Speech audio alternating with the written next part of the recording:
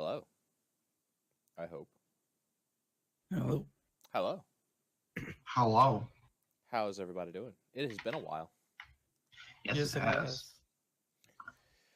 Uh, for the stream, things have been a little weird lately. It's been one thing after another. You may notice Draven's player is not here. He had some personal things going on. He had to pull out of the campaign. He said he'll come back if he can later. But for now, he's gonna have to pull out. Last time we left off, the cleanup crew had been assigned a rather simple task of meeting Kelki on the side of a mountain at a cave entrance so that they could investigate. And they almost died on their trip, even though it was right outside the gate. It was pretty good. They got to meet up with a weird wizarding experiment gone wrong as they crossed a river. And they made camp on the outskirts, on the outside of the cave. And it will be the next morning is when we will find them, as they are waken up by the sound of thunderous hoof falls and the sounds of gear and armor clanking around. What sounds like dozens and dozens of armed individuals marching nearby. And that's what you wake up to.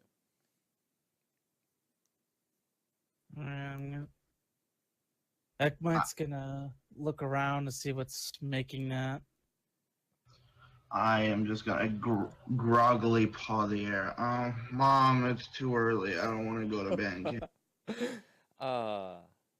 Akmite, as you kind of get up to look around, in front of you, walking up to the side of the mountain where you're at, well, more marching in like 4 ranks deep, is a platoon of the royal army, and not from Crendolia, but the actual royal army, straight from Cracklius itself. It's just marching upon your little cave. Are they like actually coming towards the caves themselves? They are coming straight at you.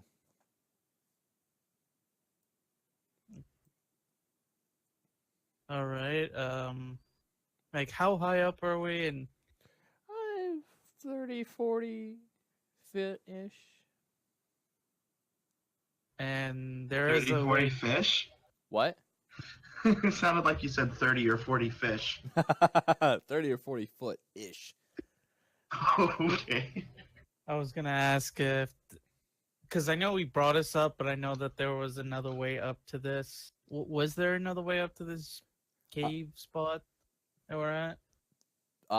There is a like set of stones that kind of like leads down that you can climb up of. It's kind of hidden though in the back. You wouldn't be able to see it unless you knew it was there, type thing. I mean, do they look like? Well, you said that they're heading this way, but does it look like? Because I'm gonna say we should probably back up and kind of hide in the cave a bit. As you say to do that, there's about 100 of these people, by the way. The formation comes to a stop at the edge of the cliff, and the there's like 4 or 5 people kind of like on their own in front, and this very old elven looking gentleman. He looks very familiar, but you can't quite place it. And he snaps his fingers, and you see the first row of troops kind of opens up to the sides, and they all pull out staffs, mages. They're all magic users, and they swing their staff, and the cave mouth glows a solid blue as there's now a barrier there preventing you from entering. And as they do that, a pair of shackles shoot up onto the cave and land perfectly on Draven's wrists and yank him off the cliff. Looks like a gag of some sort covering his mouth and yanking him down. You just see like fear in his eyes as he's awoken, and this is how he wakes up, and he's drugged down there, and he's just now down there with them, hitting the ground very hard. I hear all this commotion and stumble to my feet. Hey, that's our dumbass. Get your own. The older gentleman, that is my son, and I will be taking him back. This time he will stay where he belongs. And he kind of like, the soldiers kind of like hoist Draven up and put him on a horse. He's all bound and shackled, and they like an armed guard of like 20 of these guys start marching him away.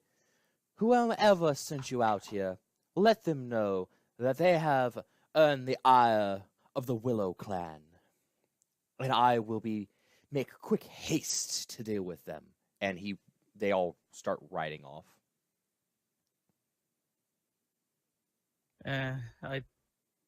Well, we lost our magic user. That's just peachy. Haha, little do they know that they've just earned the ire of Kelki.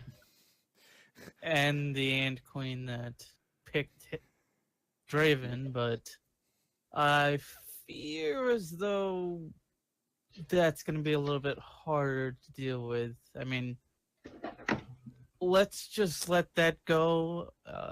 I know that maybe some of our people are watching. I know yours is. I know, forget her name. Teresa? I know Teresa. Don't say her name. She'll zap your butt. Well, I'm not trying to be mean. I'm just saying, I don't know how she'll feel about that. She probably won't care. She'll probably get upset about him constantly, Yeah.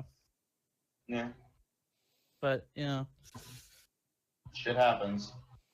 Yeah, so it's just going to be difficult. We don't even know if where we're going might even be only magic. As the mages now put their staffs away, now that they see everybody's kind of leaving, they join in at the tail end of the formation, and as they put their staffs away, the barrier fades from the cave. Okay. I guess we go in and continue on without him? What do you say? Because I'm not going to deal with that unless we have Kelki. Or anybody else for that matter, right? Yeah, as much as I'd love to tear into that asshole's father, just forget it. Yeah. Let's not deal with the bigoted racist right now. We'll deal with them later. So you guys just gonna go into the cave then after this conversation? Yes. Yeah, I mean, unless there's a way to contact anyone. Not at the moment. Yeah. You can assume, though, like you said earlier, they're probably already aware. Yeah. And now they're trying to like figure out how to handle this without repeating the same scenario over and over and over again. Yeah, because I do not want to be dragged back up to a mountain, even though mine was pretty easy, just, walking through a portal. I believe you just zapped there. The only one was Draven. He got brought by an ant queen through the earth. That must have been terrifying. Literally drug. Yep. All right. As you approach the mouth of the cave, you hear what sounds like the fluttering of wings. Very tiny wings. Like a bat, almost. A lot of bats. I would like to look down the cave with my dark vision to see if I can spot what's making the noise. There's a room. It looks like it opens up about 30 foot in, and there's a really large room in there. This is huge. Like, you can see, like, someone tried to tile the floor in here, but they used, like, tiles, like, 5 times your body size. Whoops. My mouse fell off screen for a minute. Yeah, easily, like, 4 or 5 times your body size as the tiling for the floors in here. And you can see like the room kind of shoots off into different directions. But you can't quite from where you're at see what's floating around. There's definitely something small floating around, but you can't make it out what it is because it's so small. Okay. But you do, however, notice there are a lot of corpses. Again, you can't quite make out the individual, like, what exactly they are, but you can definitely see, like, arms and, like, blood. Like, you can see, like, fluid you can assume is blood kind of flowing out of them.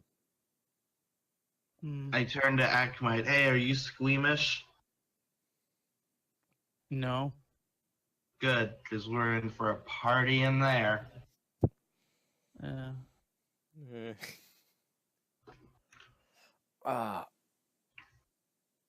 is it? There we go. It's for some reason. All right, we're heading in, I guess. Right. Yep. As you get in, the cave goes from like this narrow entrance to this wide and wide and wide. And before long, you could probably have fit that entire platoon shoulder width in their formation through here. Once it widens out. And floating in front of you, after you you can notice there's like corpses and stuff.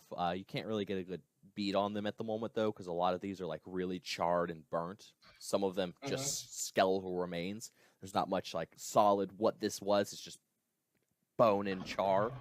But there are, you notice now hanging from the ceiling, there are 4 snakes. Very tiny snakes with little wings. They're all kind of just napping, hanging from the ceiling. Snakes with wings. You'll have to move the camera around, but yeah. There you go. All right.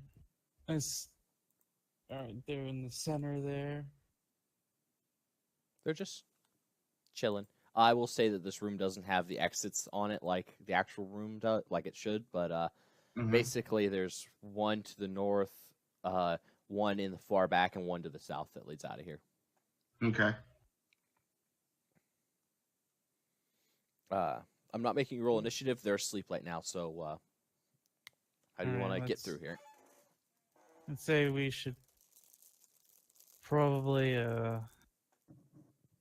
stealth around these things. I mean, we noticed that these aren't like. Would I know if these would be creatures from our realm? Like someone did tell us that they were like from a different portal was a different realm than any of the ones we've come I think across. what he's trying to ask is, do you think that they came from that Silent Hill-like place? Looking at the Macmite, you've actually had to clean these out of like the town bell tower before and whatnot. They're just little pests. They tend to like.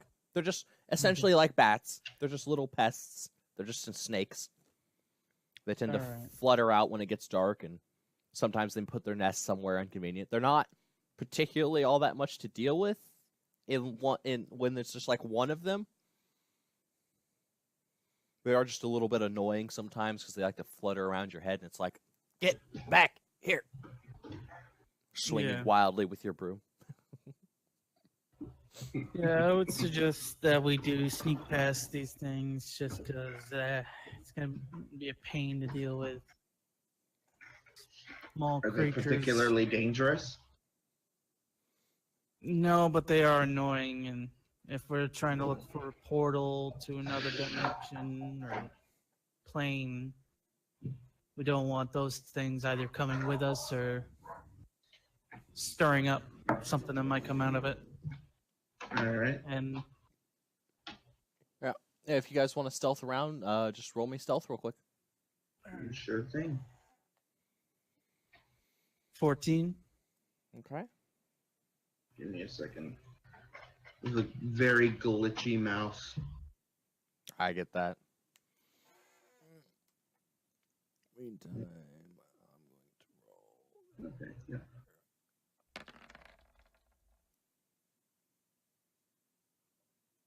Oof.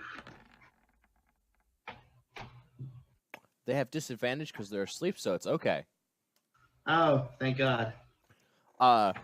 You kind of like, you trip for a moment. Celtic's like, is like, ooh, and trips over a stone, and you notice one of the snakes kind of like rubs at its little snake nose with its wing briefly, Aw. kind of like curls in on itself a little further, and goes back to sleep.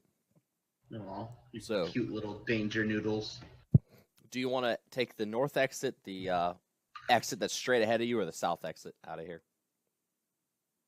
Can I investigate to see which would be the best option? You can roll investigation to see if there's any evidence or tracks that might suggest where you need to go, yeah? Oh crap! I meant to do my expertise roll, but I guess shit. Oh well. I'll just give you the advantage since you didn't roll your expertise. Oh, okay, cool. Since you have your expertise anyway. You notice to the south there, or, well, it's technically your left, but, you know. It Mhm. looks like there was some sort of barricade or stronghold put up as though they were trying to keep something from coming in this way. And that Mhm. barricade seems to be completely obliterated. You can see now there's corpses literally just putting on the wall. The other ways look like people died trying to escape, but something distinctly wanted to get in this direction and destroyed everything.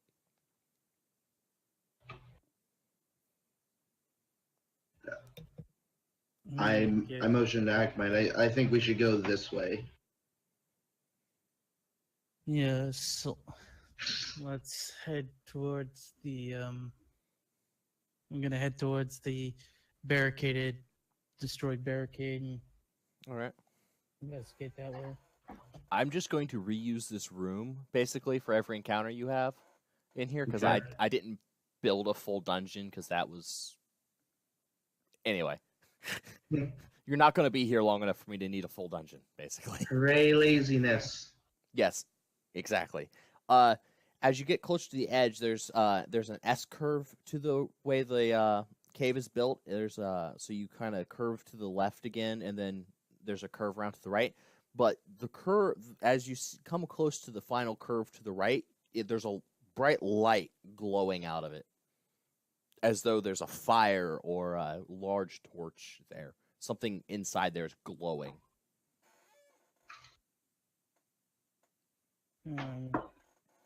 Do you just want to like take the corner, or do you want to stop and like peer around? Yeah, I was gonna say stop and peer around, try to see what's making that light. I will let him do that. You go to peer around, and then there is a large snake in the center of this room. It's about the same size you are, and it is on fire. Aw. Okay, I turn and I tell Tix there's a snake the size of me on fire around the corner producing that light. To note, the fire's clearly not hurting it. Yeah. Oh, okay. I was gonna say let's try to put it out. Poor thing must be in agony. No, it's No, I'm very like- yeah. I was gonna say it. No, it looks like it's producing it. Like it itself is the fire. Oh, okay. So, it would have been nice to have Ray of Frost, wouldn't it? Yeah. Not to be rude, stuff happens, but yeah. All right, so we should probably try to stealth in there, see what else might be around that snake, maybe the portal or something. Okay. All right. Go ahead if you want to just sneak around. If you want to try and stealth past this thing, go ahead and roll stealth. Yep. Da-da-da. Come on, get a 1. Oh, Oof. -1. So natural 1, yay! So I just trip and Teltix, you're like, okay, hide. Akmite, you walk in there. You're trying to do the stealth thing, and the heat from this fire hits your armor, and Mhm. you feel it heats up around your arms, and like it just starts burning slightly, and you're just distracted and it's fall on your face. And as you're scrambling back up, the snake turns and begins to uncoil now, and is now staring down at you. Go ahead and roll initiative. All right. Oh, great. Real quick, Natural one. do I know if this snake is like, is it like is it like an actual snake, or is it like a snake made of fire? Roll me nature. Sure.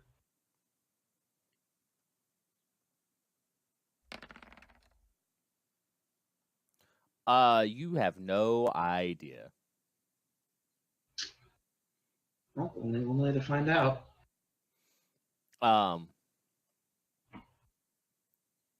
Did you roll initiative yet? Me? Yeah. Oh, I thought it was stealthed. You can be hidden and be out and not be like fighting, but I still need a place to do what you do for Right. your actions. All right, 15. I forgot to click myself because I have a natural 1 for mine. I forgot to. It's all right. I'll just manually add you both in real quick. Yeah. Shit happens. And turn. Two.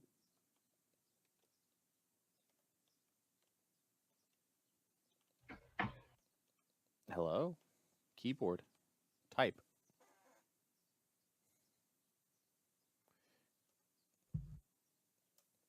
And then you got a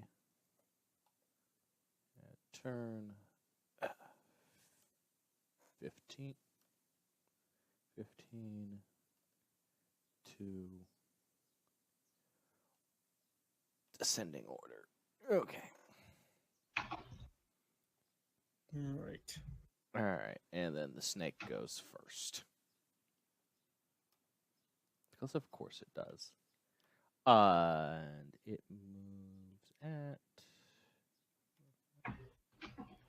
I need to move its character sheet again. There we go. Yep. 5, 10, 15, 20, 20. Whoops. Accidentally had 25, 30. And I'll just shrink it back down to where it's supposed to be. Yeah, it slithers forward at you guys. It's not quite fast enough to get at you, but Teltix, you're still hidden. It doesn't know you exist. So if you wanted to like slink off around it while it's coming for Akmite, you could. Okay, so hang on. Oh, mouse, stop. Oh, my freaking Christ. Hang on. You're good. This So, room has the same exit pattern as the last one, by the way. Okay, so let me grab my ruler real quick. And now I have to zoom in. Oh my god. Everything is an inconvenience. Yeah.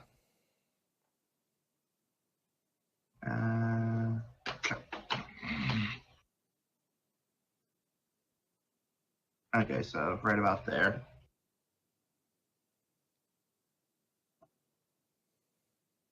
There. All right. Finally. Are you just gonna like not do anything and just like try and keep your stealth? I'll keep my stealth for now. Okay. Akmite, the snake is slithering towards you. As it slithers, there's a trail of fire behind it. Got no long range to get at it.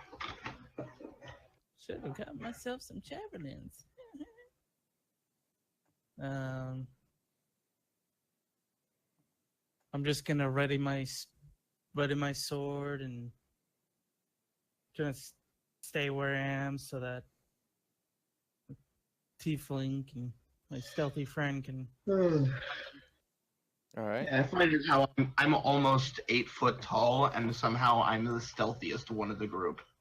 How does that work? All right. You stay where you're at, and the snake's gonna. Don't die on us, please. Snake is going No promises. to use a dash action this time because it didn't expect you to be quite that slow in your movements.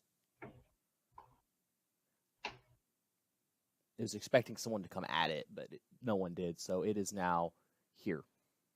Oh. And Perfect. Celtics. Give me 1 second. It's all right.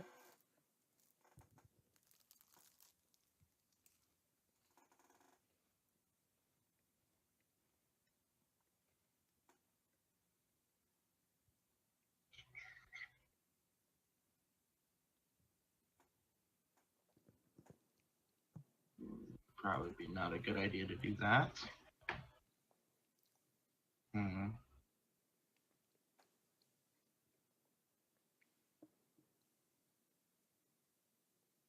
I will run up behind him and try to grapple it. Okay. Go ahead and move your token and then roll me athletics. And then do what? Roll me athletics. Okay. Oof, not my best. That is literally my worst attribute. Why? Why am I doing this? All right, let me roll him his opposing athletics check. He doesn't have athletics ability, so he's going to roll strength instead. You have a hold of him. Yes. You have a hold of him, and since you have resistant to fire damage, his burning body doesn't hurt you. Awesome. So is it made of fire or is it a solid? Is it a regular? Is it a solid snake? Let's get down. You squeeze it and you feel flesh. So its body has some sort of flame mechanism and is extremely hot, which you can feel, but it's not. It itself is a solid snake. Awesome. It will take that does take your action, however, to grapple him. So that will be your turn. All right. That's what I needed right there.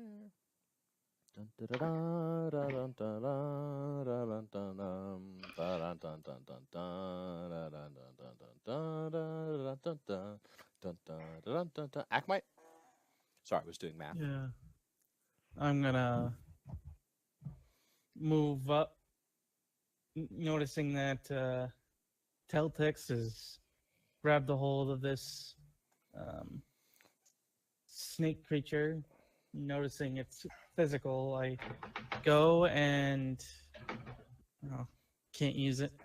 I'm gonna be like, I don't think my burning attacks are really gonna do much, so I'm just gonna go straight slash on this fool. Okay. Longsword, 12. And you get advantage because you are flanking it very well, and it's kind of restrained right now, so you get that nat 20. So go ahead and roll. 20, okay. Yeah. Go ahead and roll the damage. Akmite used slash. It's super effective. So wait, which I'd get the 9 and the 10 there. What's that from? 1d10 plus 9. Because I know, like, on my thing, on the longsword itself, it's plus. Why is there plus 6 on there? Hold on, I'm going to look at it. Yeah. Oh, okay. So the longsword can be either used with one hand or two. Rolling it as you did rolled both the one-handed and the two-handed damage.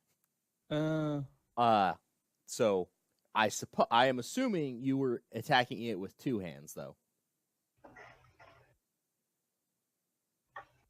Yeah, I did say just my sword, so yeah, I just pulled it out, sliced it with both, so we'll go with that. We might need to fix that.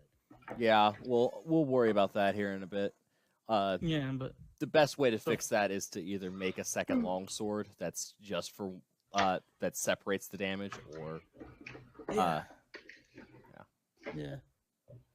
I think it's because I grabbed the item out of that mechanic you showed us, and I guess it grabbed two-handed. yeah. But yeah, you take your longsword and it just cleaves the thing's head off, and its head just rolls to the ground dead. Hey, That was surprisingly simple. Last snake we fought, well, then again, that was just pure liquid. okay. Liquid snake. Liquid snake, much harder to kill than solid snake. Snake! Snake! Snake! Brother! I'm putting you both back towards the entrance. There Okay. are again 3 paths out of here, same setup as last time. Except instead of the bottom entrance being blasted open, the far entrance has like literally an army of people's corpses just scattered around it. There's like 60 people's corpses just across the room from you, just scattered everywhere in a hole in the wall. It looks like the cave itself goes through there like it's supposed to, but the area around the mouth on the other end is blown open like someone let off a bomb. I would like to do 2 things. I would like to investigate the corpses for any clues, and I would like to see if they have any useful items on them that I can salvage. All right, roll investigation. Ackmite, what are you doing? Oh, well, I was thinking of, like, gonna try to see, Hey. like, is it, well, that thing's fire. You said it produced, like, a trail when it moves, right? Yeah. Is it dissipating now? Like, and are there signs from which way it came from? The flame trail left behind dissipates after a few seconds. So maybe like the time it takes you to kill it, put its corpse on the ground and look up, the flame trail started to fade away. So there's no real like telling which way it came from. Its body's still there though, just to note. Yeah. I'm kind of tempted to take its head with me. What? I was gonna say I want to cut it. I want to scavenge its. How big is it? Like you said, it's as tall as me. Like how long? Is that like how long it is? Yeah, uncoiled, it's about the same length as you are tall. Okay, I'm gonna try to do a survival check to get it to like skin it. All right. While you do that, Teltix, what you discover over there is 2 health potions. 21. You discover 2 regular health potions, kind of like still good in a couple of the corpses that are further away from the blast site. So you can assume that they didn't take the immediate of the blast; they just died of like other things. But what you do notice on these corpses, since these corpses are much fresher and they're not as obliterated, these are Yuan-Ti, snake people. Interesting. Yeah. I get the feeling we just killed their pet dog.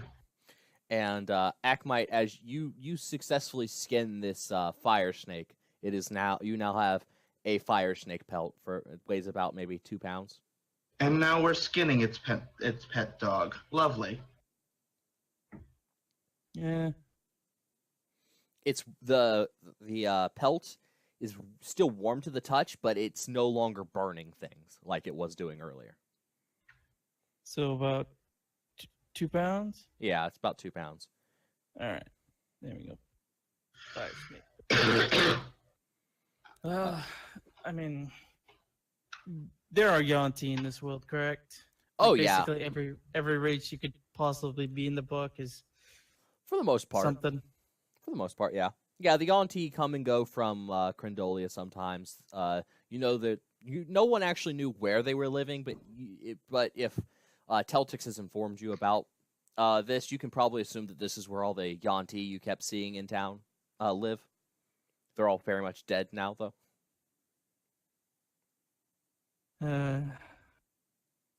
So these people, something must have broken through, I guess, and just wrecked them all.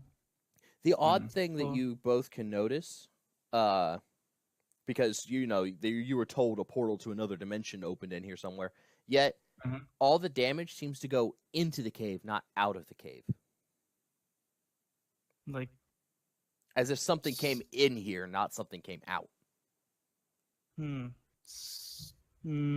maybe something was trying to get to the portal. Like, that would be my only thought. Why, like, if we had reports of a portal to another dimension, all the evidence would show stuff coming out, but like the barricade was broken this way, Mm-hmm. the way we came in, and this blast looks like it went through like the wall the way we're looking, correct? Yes. Right. So yeah, let's head towards that wall, like probably investigating like anything else. If you want to roll investigation just to like look around as you go down this tunnel, the tunnel down the blast site, you may. Yeah. 6. I will investigate as well.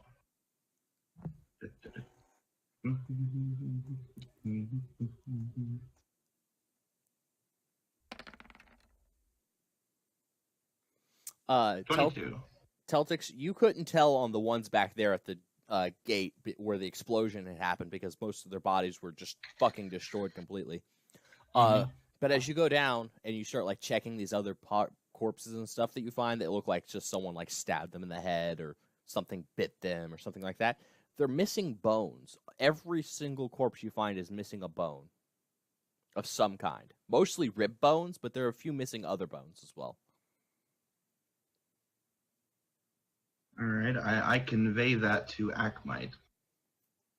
Any idea what the deal with this shit is? With what? Every corpse is missing a bone of some sort. Mostly rib bones, but some of them are missing other bones as well. But primarily, every corpse that you can find in this tunnel now is missing a rib bone. That's maybe something needs their ribs for a ritual. That's the only thing I can think of, or taking the ribs to add on to something. I don't know, maybe a trophy. I wouldn't really know. Or hey, maybe we're lucky and they're just trying to make a really cool looking xylophone. Yeah, murdering of other people to do that would kind of be a bit morbid. I could understand, getting it off of some animals to make that, but killing other living beings. Animals are living beings. Well, She has a yes, you point. can say that. Yes, you have a point. Uh, But I mean, these were people. Whatever. No need to continue on with that. I'm just doodling in my notebook a cool little drawing of a badass bone bard. Akamite has a moment of trying to figure out semantics for explaining living creatures. Yep. There's a purple light emanating down this tunnel as you get closer to the end of it. It's not even got a curve to it. You can just see there's a purple light glowing in the distance. You're too far away right now. You're about 100 foot out, so you can't see much more. But it looks like just a purple flame, a large purple flame right in the center of this next room. And and from where you can see, there is no exit out of the next room. I'm guessing we're about to walk up upon whatever made the mess behind us. This isn't good. All right. It's just that we keep low and try to see what What's out there? Hopefully, it's not another snake. I will now put that onto the map so you can see what you're seeing. Oh, Oh yeah. Hello, you found your portal. it's a flaming butthole. It does look like a flaming asshole, doesn't it? Yeah. As you approach, you hear a voice. And it's a really strange voice. I know you're there. Come forth, little ones. Bitch, I ain't little. Do you say might that be- out loud? No. Yeah, I was about to say you might. Whatever just said that might not be. Might be bigger than you. I need to look up this thing's size real fast as it begins to fall off of the roof. Oh, okay. Great. Coiling down from the roof, its head turns and stares right at you before it reaches the ground and coils back up so that now it looks down at you. 16 foot in length, looking at you with a blank, expressionless skull of a head. You've discovered where all these rib bones went, because in front of you is an enormous snake made of bone. Oh, okay. I thought it was something else. That's slightly better. It's about 16 foot long, and it's just staring at you. Little ones, you are not the master, nor are you the peoples. What are you doing in this cave? We heard reports of a portal. The description's kind of looking like that thing right there behind you.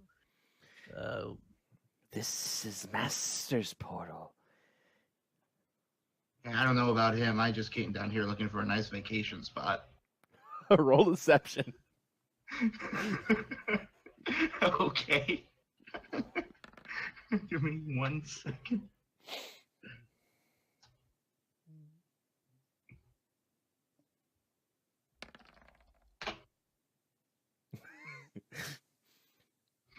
It glare. Its skull reforms almost like you see it. The bone warps and it now glares at you with hollow eyes.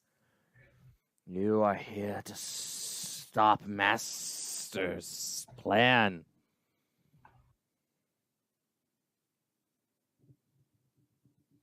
Guessing your master's plan is to keep that portal open and bring? Master seeks powers beyond this realm, ones that the gods cannot defeat. And now, I will have to stop you before you can ruin Master's work. And he lunges at you as he rolls initiative. Oh. Alright. Click. And then I was gonna ask who is master. I'm a slow motherfucker. 3.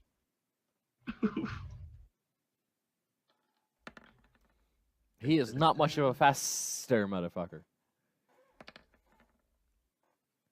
Fast as fuck, boy.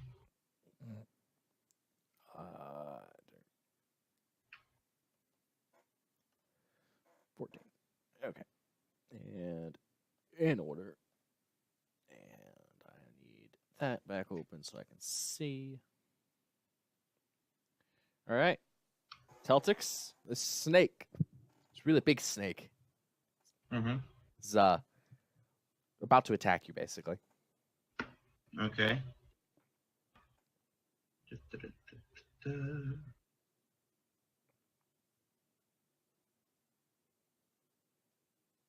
Can I dodge out of the way of it? It's not like attacked you yet. It's just heading in your direction. Oh, okay. Um. Hmm.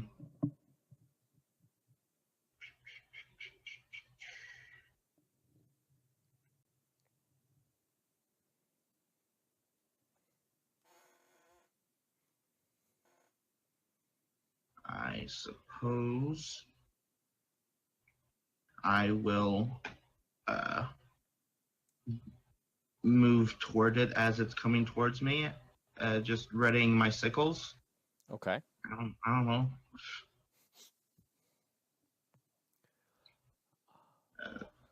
Let's see. One moment. Ruler. 30 would be about there, so.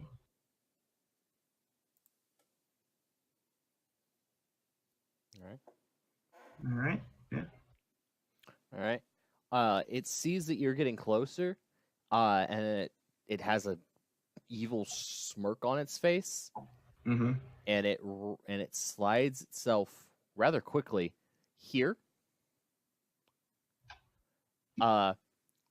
Its body elongates, and you can see, as it does so, there are crystals in each of its vertebrae on the bottom where the vertebrae should be, but on the inside of its body, not on the out.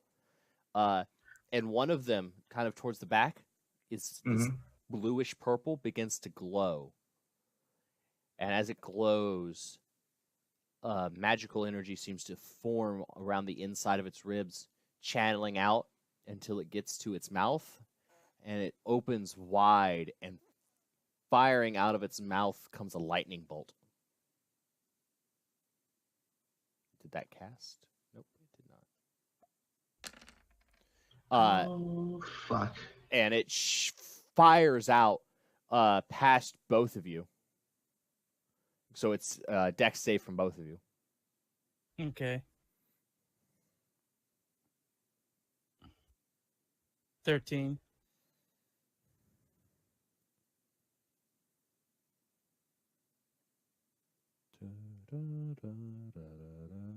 Akmite, you take 26 points of lightning damage as this shit hits your armor and just electrocutes you.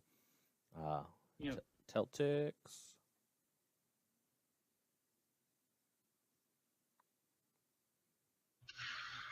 Okay. I need a dex save from you, Teltix. Oh, my bad.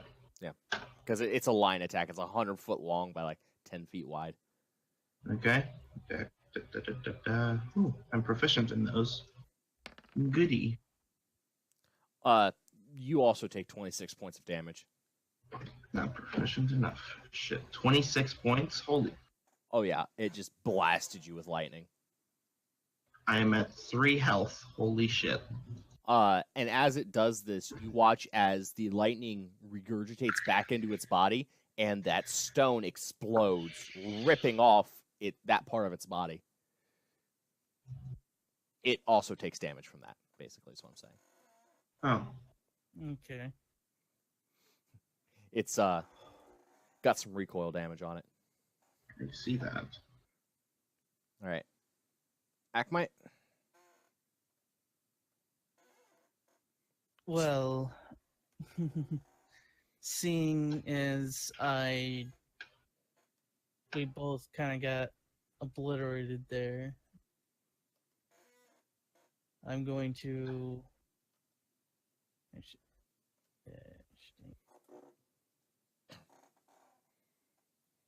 All right, there we go. Need a bit better. I'm going to head on over and head on over to Teltix.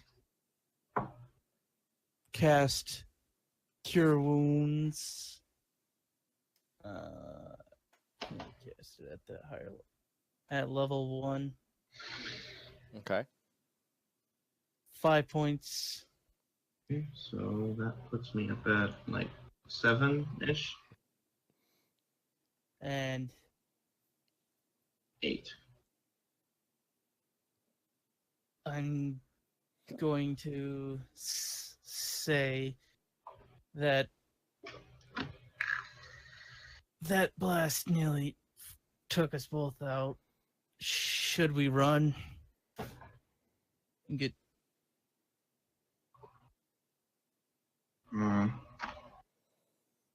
I kind of don't like running from fights, but I think that would be a wise option.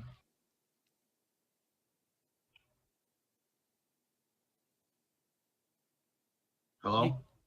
Yeah, I was gonna say, even though its back half exploded, I don't think we could take another hit. No, we probably couldn't. All right, and I'm just gonna sit there and like kind of give. I can't move anymore, can I? I'm at like. No, yeah. So I'm just gonna like. Oh, wait. Never mind. All right. Well, that's the end of my turn because I don't have any bonus actions or anything like that right now. Celtics.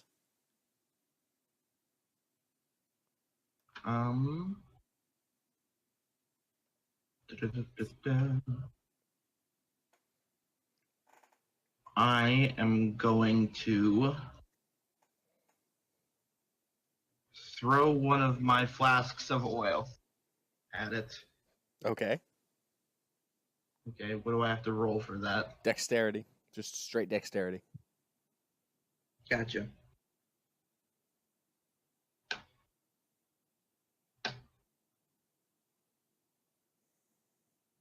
We'll call this a bonus action. Cool. It is now covered in oil. The oil lands right on its face and it just starts running down what's left of its body. Okay. Then I would like to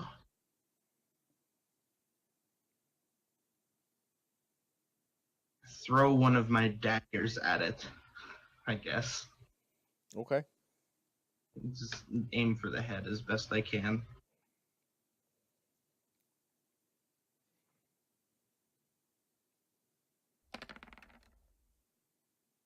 You throw the dagger and it just like embeds itself in what I guess would be its forehead. Go ahead and roll damage.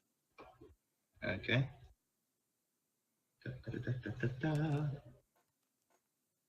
6. Yeah, it's just your dagger's now embedded in its forehead. Okay. You want to make any movement actions, or are you two just gonna stand there? I'll just stand there. Okay. The Naga. You're not dead yet. Doesn't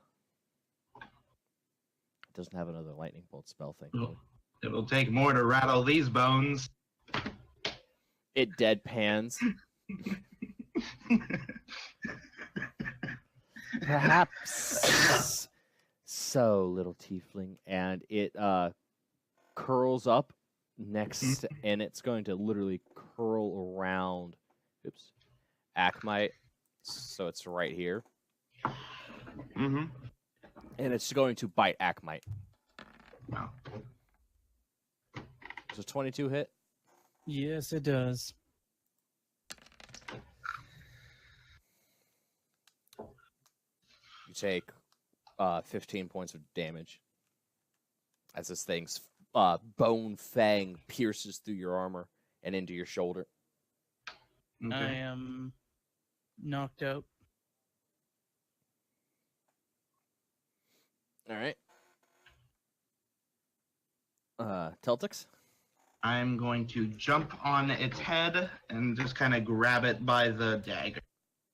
Roll me another athletics check. Actually, no, roll me acrobatics for this. Ooh.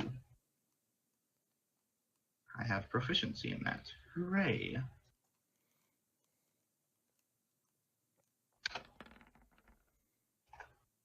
No. No. Okay. You take a bonus action. You jump through the air. You look epic for a moment. And you reach for the dagger, and it just kind of like leans its head back, and you just land back where you started. Just face plant. Mm-hmm. As it leans back, however, you hear a noise from the portal, like a swirl, like there's something there, something phasing through, and the Naga stops and turns, waiting expectantly. You still have an action to use because that was a bonus action to try and mount him. Oh, cool. You just have advantage now because he's distracted. Oh, perfect. Let's see. I would like to. Which is it that lets me light things on fire? I think it's thaumaturgy that lets me light things on fire. I'm gonna try to light it on fire with thaumaturgy. All right, go ahead and roll me an Arcana check to see if you're able to actually light the oil. If your fire actually is able to take. Oh yeah, it's on fire. Fuck yeah, awesome. I'll roll damage on that.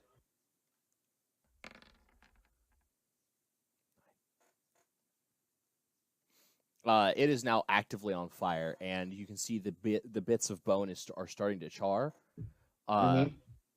And a creature walks out of the portal as your turn ends. So what? It just doesn't react to being on fire? No, not really. It hurts it. You can tell it's trying not to hurt, but it's also waiting on what it was. It's looking at the portal more than it's worrying about the fact that it's about to die. And out of the portal walks what looks like somebody took an eel and pushed a dog into it.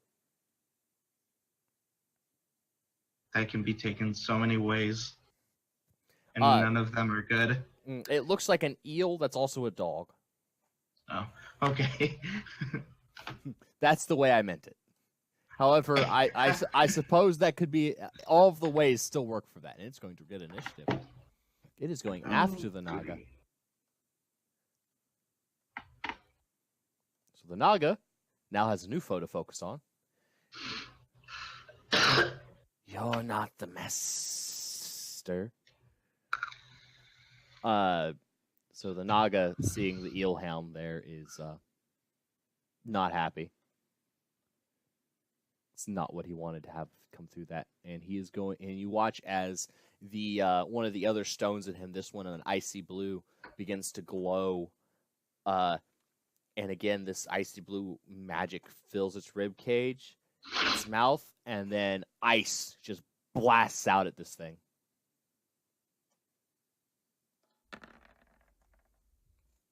Pretty sure that hits. Yeah. And it blasts this thing with a ray of frost from its mouth for 4 damage. And the creature whines like a kicked puppy for a minute. And then charges the bone Naga. Akhmai, it's Teltix, it's your turn again. Because the eel hound used its whole turn to charge over there. I am going to attempt to mount it again. Okay. That you said that was dexterity last time, or athletics? Acrobatics. Acrobatics, got it. I know it was something with an A. 16. A. Yeah. You it's a little distracted now, and you're able to grab onto the dagger as you leap yourself off of the bones that make up its rib cage and grab a hold of its dagger. And you're now on it. That's a bonus action. All right, and then I'm going to use Shocking Grasp. Okay, go ahead. Roll with advantage since you're Use that dagger as a lightning rod. Yep. All right. 26. Go ahead. Roll damage. This is gonna be fun. 7. The electricity, as it shocks out of your hand, runs through its body, and for a moment, all of its ribs have lightning crossing across them like a Tesla coil. Before the main skull begins to glow a bright electric blue in each eye, and it just shuts off like you just hit the off switch and it falls over. And the hound goes over and just starts nibbling on the bones. It's not focused on you two at all. It's quite content with the bones. I am going to very slowly and very non-aggressively walk over to the puppo Okay. and try to show it that I'm not a threat. As you just killed the thing that attacked it, go ahead and roll me handle animal with advantage. Awesome. Come on, good roll. Oh, fuck me! It's a good thing you have advantage. Oh, thank God. It just like rips off a rib bone and runs back through the portal away from you.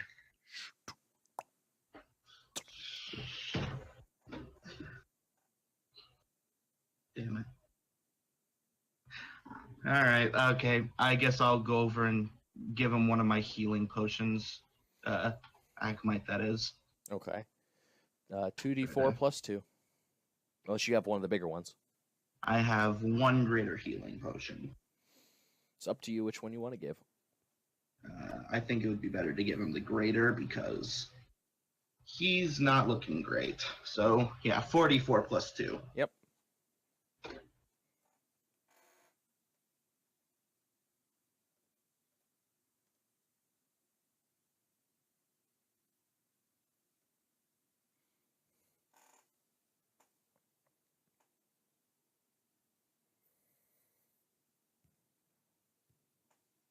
Dun, dun, dun, dun, dun, dun. Do you need me to roll it for you? I might. What? Oh, you Well, had to roll it. I wasn't sure who was going to roll it at that point, but I'll just roll it. Okay. I was gonna let Akmite roll, but Hey. 13 points of damage. All right, I'm back. Ugh. Okay. hey, buddy, enjoy your nap. Yep, and I'm guessing you took care of it again. Alone, yes. Again. Can I Again? roll Can I roll at a deception check or not an insight check on that? Sure. All right. I'm not lying. 6. Yes, you can tell he's telling the truth. He did kill it on his own. However, you can also tell that there's more to the She. story. She can. That's fine. She definitely took it down on her own, but there's definitely more to her story than that. Okay. Well. Yeah, there was thank also you. an eel puppo that just kind of showed up and didn't do anything. Okay. Well, thank you to that eel puppo. It was adorable. Take your word for it, unless we're gonna, I'm guessing, go through that portal. But I don't know. I'm gonna cast lay on hands on myself to. Actually, And- before you do that, I was gonna suggest maybe short rest, maybe. Yeah, we could do that as well. All right. I mean, I'm most. Hmm? I was gonna say I was gonna pop one of my just normal potions, You all can which is you all can take a long rest if you want. Perfect. I would love to do Mm. that. so I'll leave that as 2. And knowing that you must have used one of your greater healings, I give you one of mine. Oh, why? Thank you. Yeah. All right. So you two are going to take a long rest here. Yep. Yeah, because it's And- been I was just saying, yeah. it's been hours you've been in this cave total. It's not felt like it, but now that you're like, Mhm. here's what we came to look for. There's not a giant snake trying to kill us. It seems safe for the moment. You can feel that time has moved a lot. And for a brief instance, you can tell that time has moved differently in this room, especially than it has elsewhere. Do you think I could cast Find Familiar here while we have some downtime? Yes. You could do that Awesome. while we're taking the long rest if you wanted to. Awesome. How would I go about doing that? Just click Find Familiar for me real quick. I'm going to read over the spell. Yep, there you go. Nothing came up. What? Shit. All right, hold on. I'll look at your character sheet. Click. Find Familiar.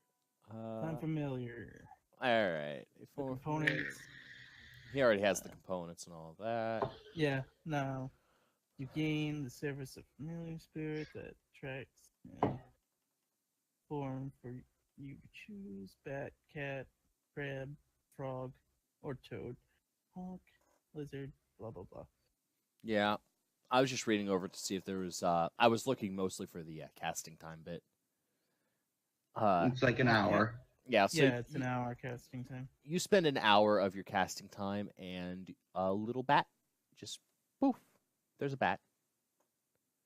It's just an average little bat is now just the ethereal energies that you channel as you're there. Akmite, you're watching this and like it goes to form and you see like just magical energy just floating above her head and then it just takes the shape of a bat and lands on her shoulder. It's a fruit bat. Just a little fruit bat just sitting on her shoulder. Yeah. That'll be good for exploring caves and My thoughts exactly. yeah, better than a cat or a dog. Just all right. There's your bat. I'm gonna name him Jerry. All right. Jerry the bat. Jerry is a bat. And Jerry has a token now. Yay. All right. So, is there anything else you two want to do during this off time area? Not really. I mean, Oh, actually, can I investigate the bone naga to see if I can harvest any of those? Roll survival. Roll survival to try and harvest the ones that aren't shattered. Okay, let me go see which crystal didn't shatter. There are 1, 2, 3, 4, 5, 6 crystals in it that didn't shatter. And you're able to get all of them. There's a translucent one. There's one that's a rainbow. There's one that's a real light pink. One that looks like the night sky. One that looks like it's an odd looking thing because it's green with pink stripes, but the stripes in the very center of it kind of all curl into what looks like a brain. Mm-hmm. And the last one's just solid black. And they're just different gems. Akmite, because I'm sporting, I'm going to give you one of these crystals. I have a pink one. okay. The straight pink one or the pink with Just the straight pink one. Okay. I'm not a fan of pink. Thank you. Well, that'll go great with my snake skin that I have in here. All right. So yeah, you now have all these gems that you just pried out of the ribs / vertebrae of a Naga's body. Okay, cool. Other than that, time passes. You both get the effects of a long rest, so your HP goes back to max. If you used any spell slots, you get those back. Yeah. Cool. So my HP is back to full, you said? Yep. Cool. All right. Let's press onward. Once more onto the breach. Well, that bone snake naga thing said that it was waiting for its master. I'm guessing its master and it must have been the thing that did all the damage back there to get to this. Hmm. And I say we press on into the portal.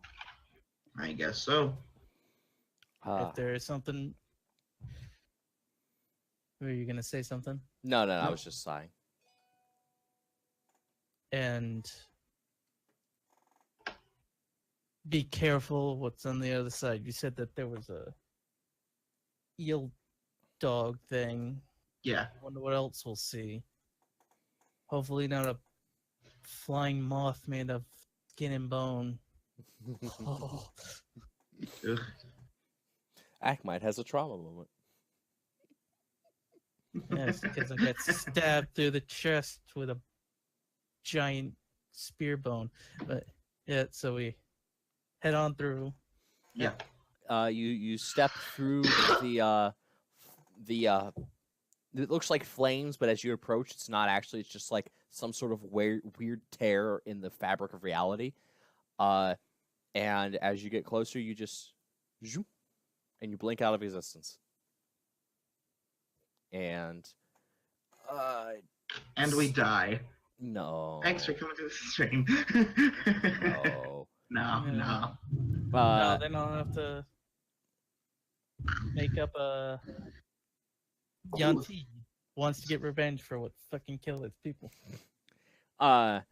you step through the portal, and as you come back into existence, you rematerialize almost. Mm-hmm. There's no portal around you, so if you want to find a way out of here, that's not where you're standing. But you land, and you're in a swamp. You're about ankle deep in mud and goo. There's trees and water, and it's a swamp. Just I look Blood. around for angry Scottish ogres. you don't find those. There's an owl sitting on a tree branch, though, Oh, staring at cool. you. And you both hear a voice. Outsiders again. Didn't we kill you? No, I don't think this is that thing you killed. I think this might be the people of this land or that thing's master. Uh, Oh. I am the Watcher of the Realm, one of many. Are you the owl? Do you look at the owl again? I look at the owl again. It goes to it first. It seems like it's going to open its beak, but I will drop into Discord what you see it doing, and instead, Okay. as it flaps its wings, and instead of a beak, its neck opens, and there's a row of teeth where its throat should be. Indeed.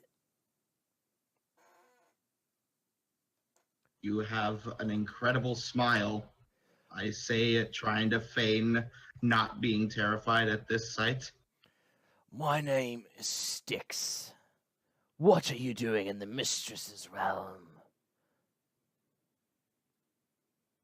We're investigating a portal in our realm, and I guess it led here. Was there someone before us? Was there someone before us appearing here? There was another. He went to the Temple of Shadow, where the temple the Mistress protects. She is quite angry. And he, points a wing, and in the distance you see what looks like a giant pyramid with what looks like a massive gate. Of not like a gate like a fence, but like a hole in time and space that's just pure darkness. And it's slowly spinning. It's sitting so it spins like a lighthouse essentially. So every now and then you get a look at it and see it sideways, so it just turns. Well, thank you for that information. You said your mistress was upset about this other intruder. Well, He has done much harm to the mire. Well, it is Well, our intention to stop him. Yes. Stop this intruder, because to get to your realm, he took lives of many of the people on our side. So we're gonna either take him back as a corpse or alive, whichever falls out. The creature smiles at you. Be warned, though, whatever your intentions here, tell no tales, for the mire has ears. And should you be caught in a lie, it will come for you. Okay. And The mire will, or what? What will come after us? Question. it just smiles and flies away. Which one of you And then- told? Which one of you told it had a nice smile? That would be me. I need a perception check. Da, da, da.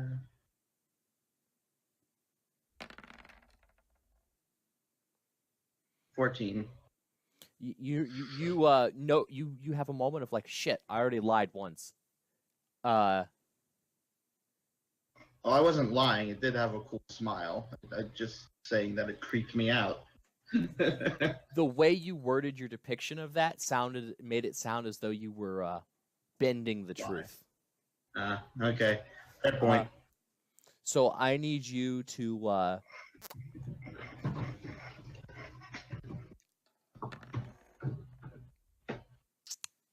it has advantage because you didn't notice it, and you can just read what that does, I suppose. There is what looks like a dragonfly almost on your lips, sewing your lips shut. Oh. You are unable to speak. You take 1 point of damage.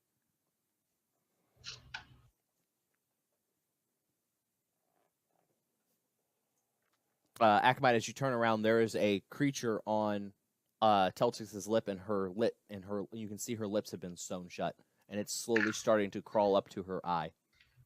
I'm gonna try to snatch it and say, "Whoa, there, little friend. That's not." Roll me a if you just want to grab it, roll me a dex check.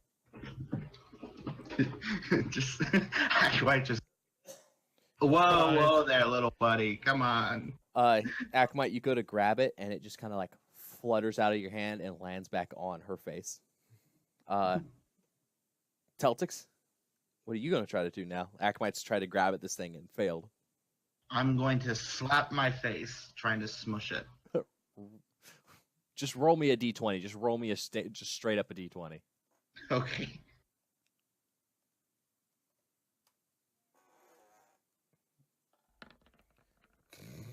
Yeah, you smacked your face all right. Yeah, you smacked yourself in the face all right. I'm not even rolling. I will roll severity for that just to be nice, to see how hard you hit yourself, despite the fact that I'm pretty sure you just punched yourself in the face.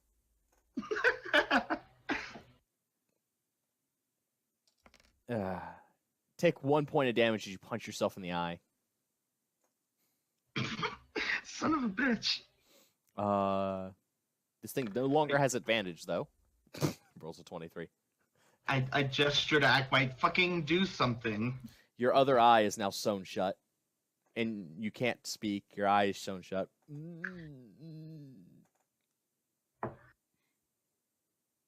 Akamite? I'm gonna.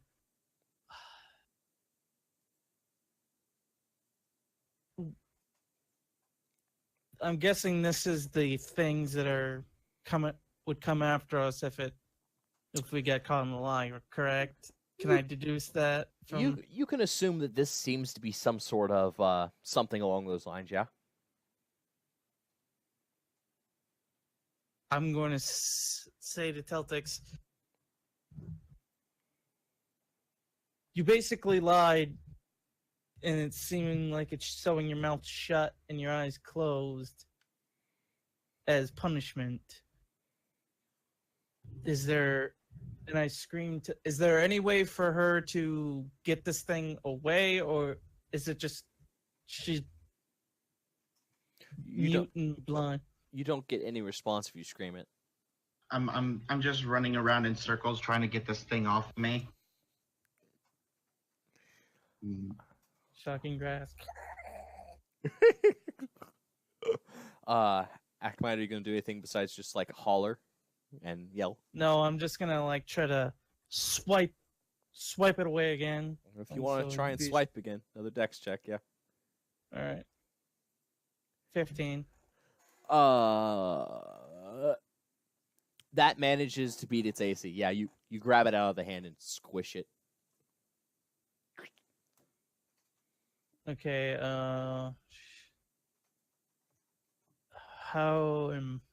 I'm looking at Teltix right now, kind of confused.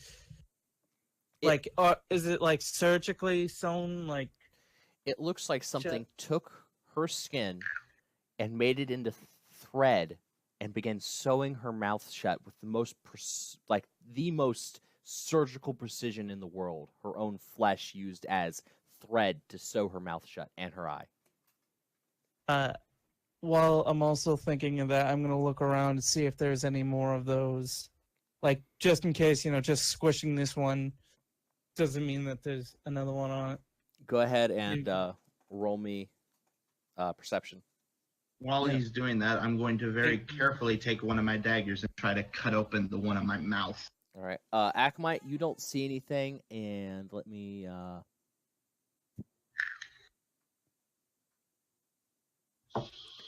you take 2 slashing damage as you take your dagger and slice open the threads. The threads themselves begin to bleed. It hurts a little bit, so you take 2 more slashing damage as you cut yourself open. Your eye is still shown shut. I'll leave that sewn shut for now. I can live with one eye now. Okay. Let a professional take care of that later. All right. Yeah, the thing is dead. You're standing in the middle of a swamp. There's a temple off in the distance with a great giant, what looks like a black hole essentially swirling on top of it. And that's where the owl told you that its mistress protected before it flew off. Okay. We're gonna have to head towards that, keeping out for any more of those moths and anything else, and let's try not to lie in this realm. It feels like this realm is very punishing when it comes to lies. All right. Seeing as what it did to you. Yeah, I've learned my lesson. Fuck bugs. I need as you two, I assume, proceed through the swamp. Kind of bitching about the fact that you're in a swamp. Especially probably Teltix. Yeah. I need a Constitution check from both of you. All right.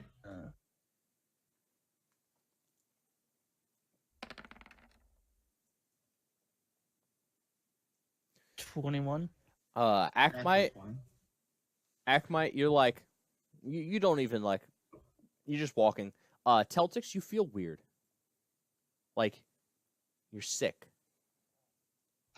Kind of like, for a brief instant, you kind of feel like you have, almost like you have a, almost like heartburn is what you feel like. Acid reflux going on. Yeah. I have that in real life. I know how that is. Ugh. Well, this is very painful because it takes 6 points of your HP permanently. Oh my! What? Yep. Oh, okay, that's normal.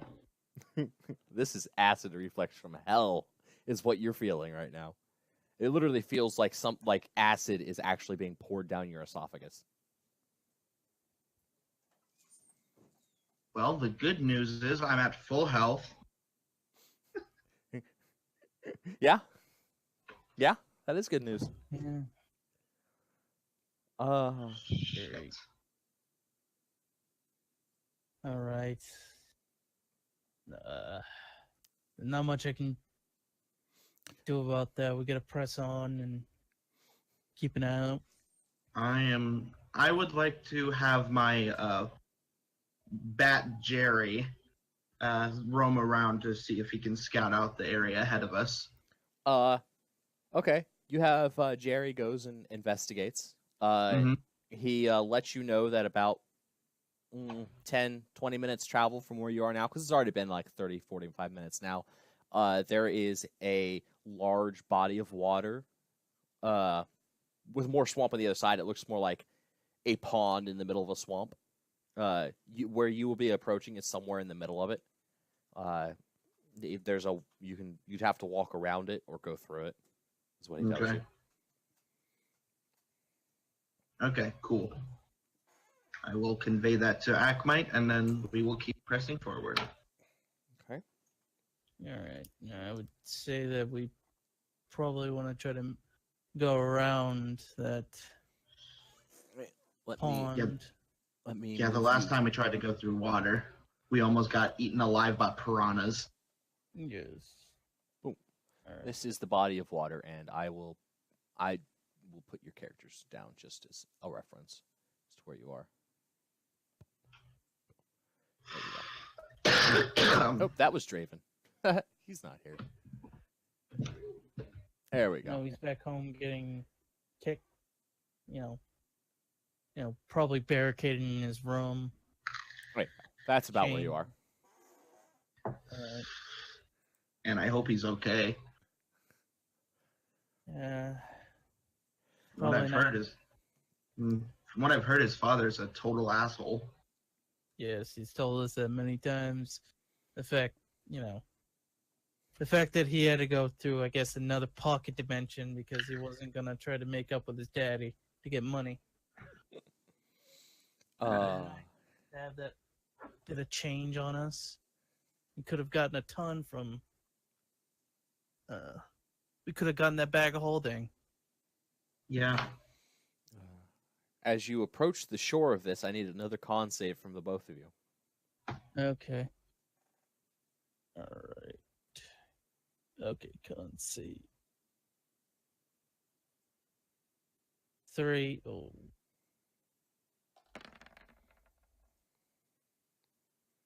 Okay. 17. Teltix, the acid reflex is still there, but it's not continuing to hurt. It's just like kind of holding steady. Akmite, you're starting to feel a little sick though now. As Ooh. you permanently take 3 points of damage. All right. And you have that same feeling of like actual acid kind of boiling in your stomach, up your inner esophagus area. All right. Ugh.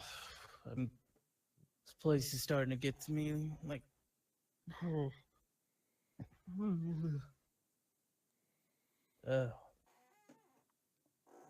I wonder if it's this realm or I've never really been to a swamp, so maybe it's the air.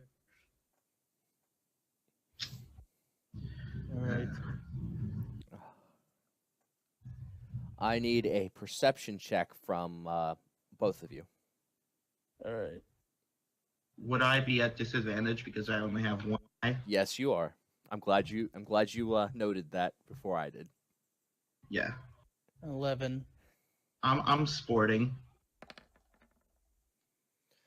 7. Okay. Why did I say anything?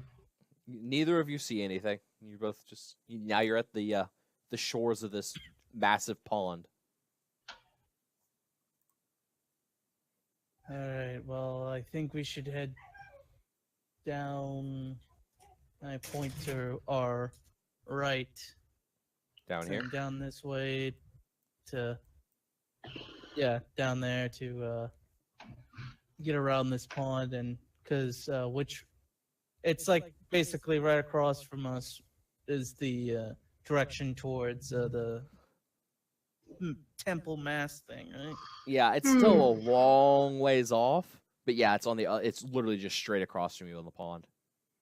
Yeah, so let's just walk around this and be mindful of anything that might pop out of the water. Just because we don't see anything now doesn't mean it won't be something later. All right. You two Yeah. make it about here. Takes about 10 minutes.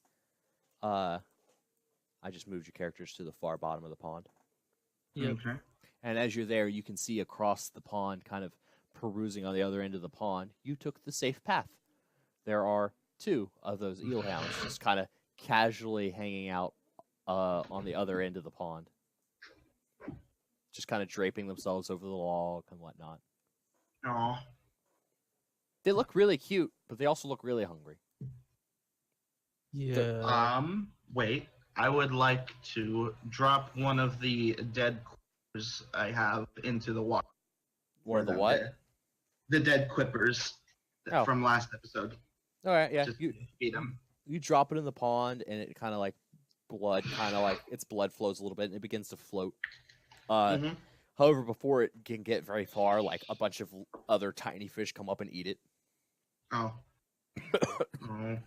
I would suggest we just maybe hold off. If those things don't notice us when we get closer, then we can just toss it at them. Maybe they'll like that. All right. So. All right. I start munching on one of the other quippers. Yeah, I still get mine in my pockets. You make it around the pond now with no incident. You're back where you need to be in line with the temple. The eels, it's been about another 10 minutes, and the eels are just kind of like hanging out. You watch one of them like pulls out a fish. The other kind of starts swimming around in the water. It's a very strange land here. I mean, I've never seen anything like that in anything in that in our realm. Correct? Correct. Yeah, that's alien to both of you. Yeah. And that owl with the teeth. Oh, that was definitely alien. Yeah, that definitely wasn't it. At least it wasn't as bad as, a flying creature made of wings or a thing with hands on its elbow, arms, 2 arms coming out from its elbows.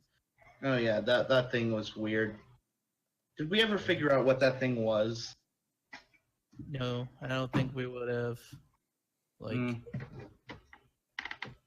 Because I don't believe those things came from our realm. I mean, we're not experienced enough to know if there's anything like those things. All I know of are giants and, bugbear. We have bugbears, correct? Oh, yeah. Bugbears and owl bears and anything with the word bug in their names I don't love. That's good, because I need another con save from the both of you. Oh, okay. Yay. As My you favorite. continue wandering through the swamp. All right. 15. Akmite, you're at that point where it's like, it hurts, but it's not doing too much to you. Oh. Ooh. Oh, no. Ooh. Teltix, on the other hand. Oh. You take permanently 12 points of damage. Ooh. And this is not healed back, is it? It's your new max HP is minus 12 now. What? Oh, okay. Yeah. Okay, I thought you meant like negative 12. No. No. No, you're not. I'm completely in dead. a permanent state of death. I'm that not dead, carrying like a 7-foot tall tiefling girl around. Like literally, as soon as we get to that temple, I'm gonna say, "Can you bring us back, please? She basically dead." As you get further, there's a bridge.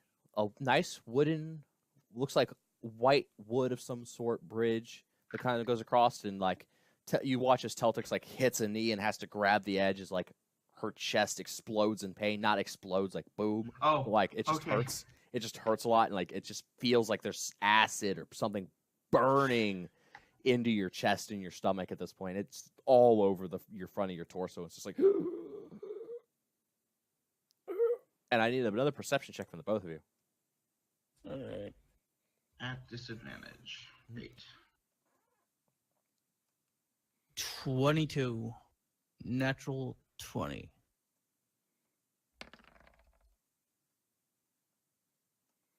Okay, you both noticed this. Cool.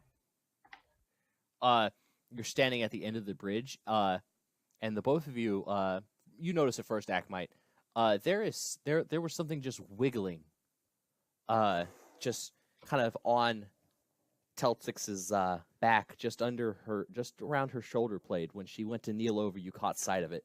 And as Teltix, as you look back over at Akmite, after having this moment, you can see there's something kind of wiggling underneath, like where his shirt kind of covers his armpit. You saw something kind of like wiggling there for a second. Hey, Akmite, you got a little something And on your. you got something up behind your back too. Like, I'm gonna go and try to grab for. Well, yeah, I'm gonna try to grab for the thing that she said was on me. Go ahead and just roll me a dex check real quick. All right. Natural 1. You slap my face. No. Go grab. Yes, you get a -1 to your severity. You go to grab, and you, instead of grabbing at your pit like that, you feel like there's an open wound there that your finger gets stuck in. I scream. It takes 3 points of damage. Ow! It would be me. Yeah, Akmite smacks himself. What? There's This- now that you look, there's like, it looks like something like just a tiny little hole, almost like a cigarette butt hole, but like actually into the flesh is sitting there under your pit where your finger just kind of decided to go into when you smacked it yourself. I think that thing is the cause of our weird Ailment. ailment. We gotta get these things off of us. Well, I Think can out of us would be more accurately. Well, I Wait. can help you with that, friends. You hear a voice from the other side of the bridge. And I will move us to that. Okay. And on the other side of the bridge is a I need to click it on the stream so I can see. There is it's a green-faced gentleman, almost looks like a goblin with little mushrooms going out of his head, and he's just kind of like a little smirk, and all this hair kind of comes off the back of his head and his beard. And he's just, hello, friends. Hello. You seem Oh, to be hello. How can I help you today? And standing next to him is a much smaller blue creature. Kind of looks like a pixie almost, with mushrooms growing out of its neck. It looks almost feral, but it's just like casually just chittering there. You seem to have come victim to the local wildlife, the dipsa, Bless as you. we call them.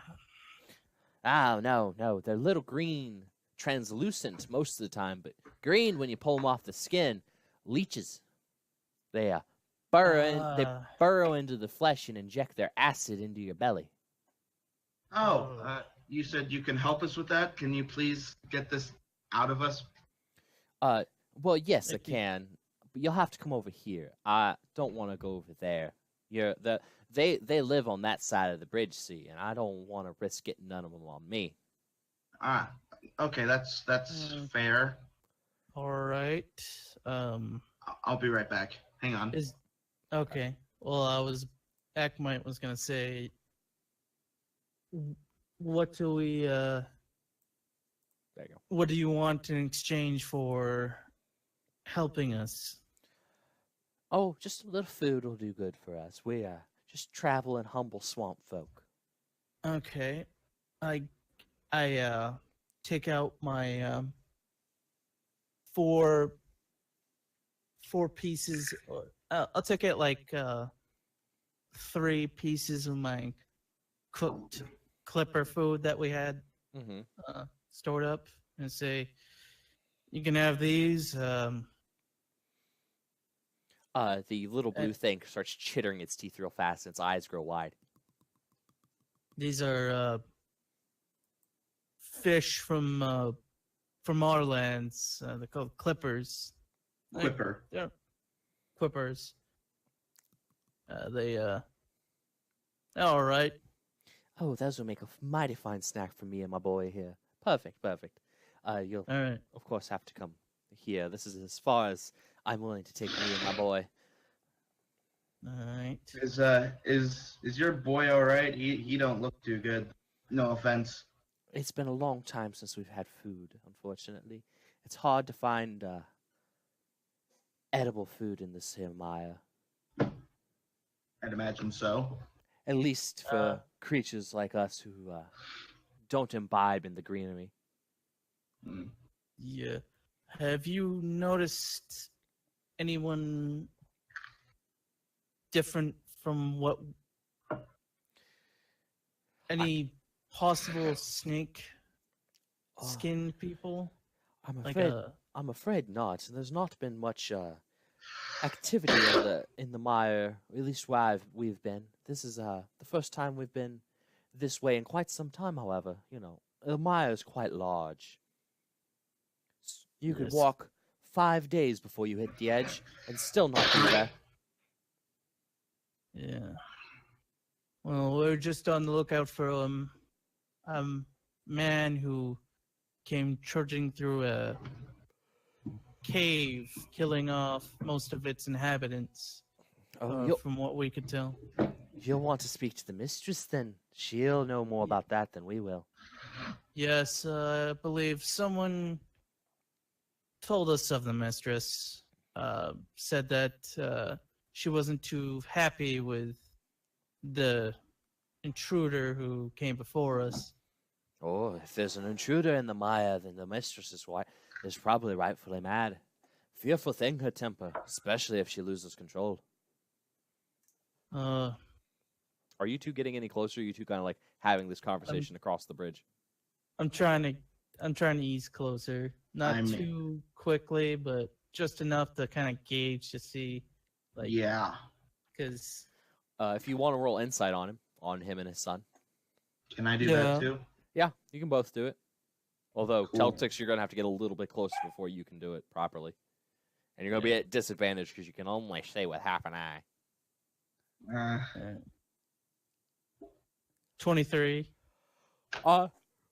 They seem genuinely like hungry swamp folk who are just they haven't said anything dishonest to you yet, and you can further extrapolate because they're not being attacked by bugs sewing their mouth shut that they're probably not lying to you. Okay. All right. I start heading closer. Kind of say, like, these people seem like all right folk. I mean, though it's not as bad as the other place we were at, but you never know with different places. Yeah. I mean, Uh, but we like we get close and like what would be like a safe, like would that be like the safe? they are as far forward as they are willing to go. They will back up as you get closer, but they will not pass the point they're at. That is their Okay. like line in the blood. Probably a territory issue or something. You can assume based on what they said about where these these slimy leeches live.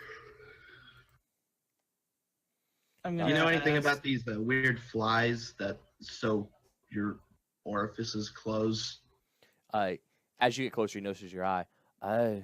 You've had a run-in with the flies, have you? Yes. Was a long time ago. There used to be a following of sorts here in the swamp. The mistress grew tired of their lies and their pettiness, so she enchanted some of the bugs here to detect and seek out those who told falsities. Hmm. You have told a falsity in the swamp? It was more of sarcasm. I'm Oh, sure you know what that is. we do, but the bugs do not understand. It is either Yeah. truth or lie with them. Their sarcasm is non-existent. Good to know. They back up a little bit so you can pass across to not infested areas. Yeah. Uh, I pass, yeah. Yep. All right. So is this process basically a potion or like some sort of Hmm? thing we consume or a spell perhaps that we do? Surgery, maybe? The bigger one wants you to get across his little line. Once Akhmite now across the line, he walks over to you and, might I, sir? Well, first I hand over the fish and Do you hand all 4 over to him? no, I have one for myself. I'm handing over 3 for him. He takes one and like kind of puts it in his jacket pocket. He's got like a little tiny vest on, and he hands the other 2 to his to what he's been calling his son, and it just like opens his mouth and like Bugs Bunny on a carrot through both fish. Alright. And he reaches his hand up and he might I? Alright. I He go for a hand grab, I guess. Or is like he's trying to put his hand on your side. okay. I lift up my arm to kind of show the spot. He puts his Alright. hand right on your pit where the hole is, and his hand gets really, really warm for an instant. It almost starts burning, and the hole kind of sears shut. And as it does, this green, it looks like snot, like thick green snot, just comes poking back out of the hole. It makes a squelching sound and then falls to the ground. And there's just this. It looks like a giant snot worm is now on the ground, kind of just like writhing dead. And I will put into Discord about what that looks like. Yay, body horror. Oh. It just kind of falls out, and then it turns. He walks in front of you, Teltix, as that happens. Madam? Yes, go right ahead. And he looks over you for a minute, finds the hole on your back, and does the same thing. And again, this slimy, green, mucus-looking creature just plops on the ground, dead. You're lucky to have only had 1 apiece. Had you gotten more, it would have been far worse. Though the damage the damage they've done to you, you'll have to see someone else to fix. I can only remove them. Oh well, thank you very Can much you- for that. Can you do anything about my eye? He looks at it. Not unless you want me to feed it to my son. Yeah, no thanks. He smiles and he looks at his boy, who's like just kind of smiling over there, chittering. He's like, come on. I smile back nervously at him. And his son hops on his back, like, and they kind of jump off together off the bridge. The mistress's god will probably meet you here soon. Now that you've crossed into their territory proper, the whole mire is the mistress's, but now you're in closer to her sanctum. She'll know you're here. They will meet. Okay. They will likely meet you soon. And they kind of hop into the water and start crossing this way, keeping very careful not to cross their little boundary. So basically they're staying within her domain because I'm guessing those bugs don't. Yeah, She got a big giant. She got like a leech protection around her land, I guess. Uh, Nice folk. yeah.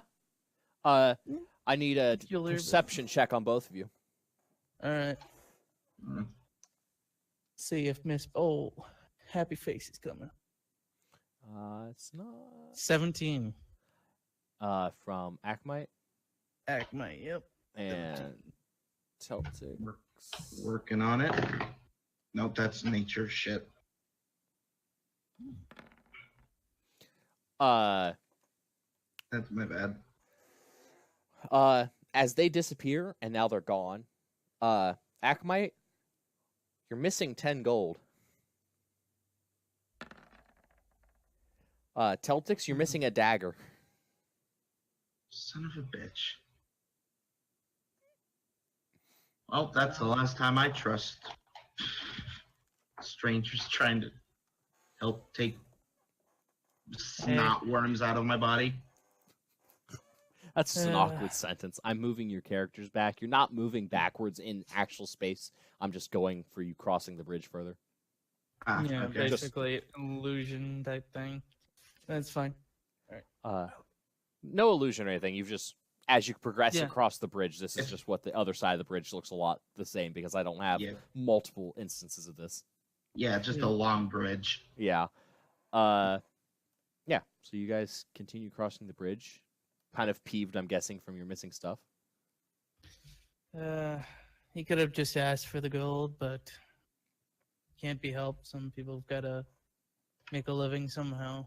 Like you. Yeah.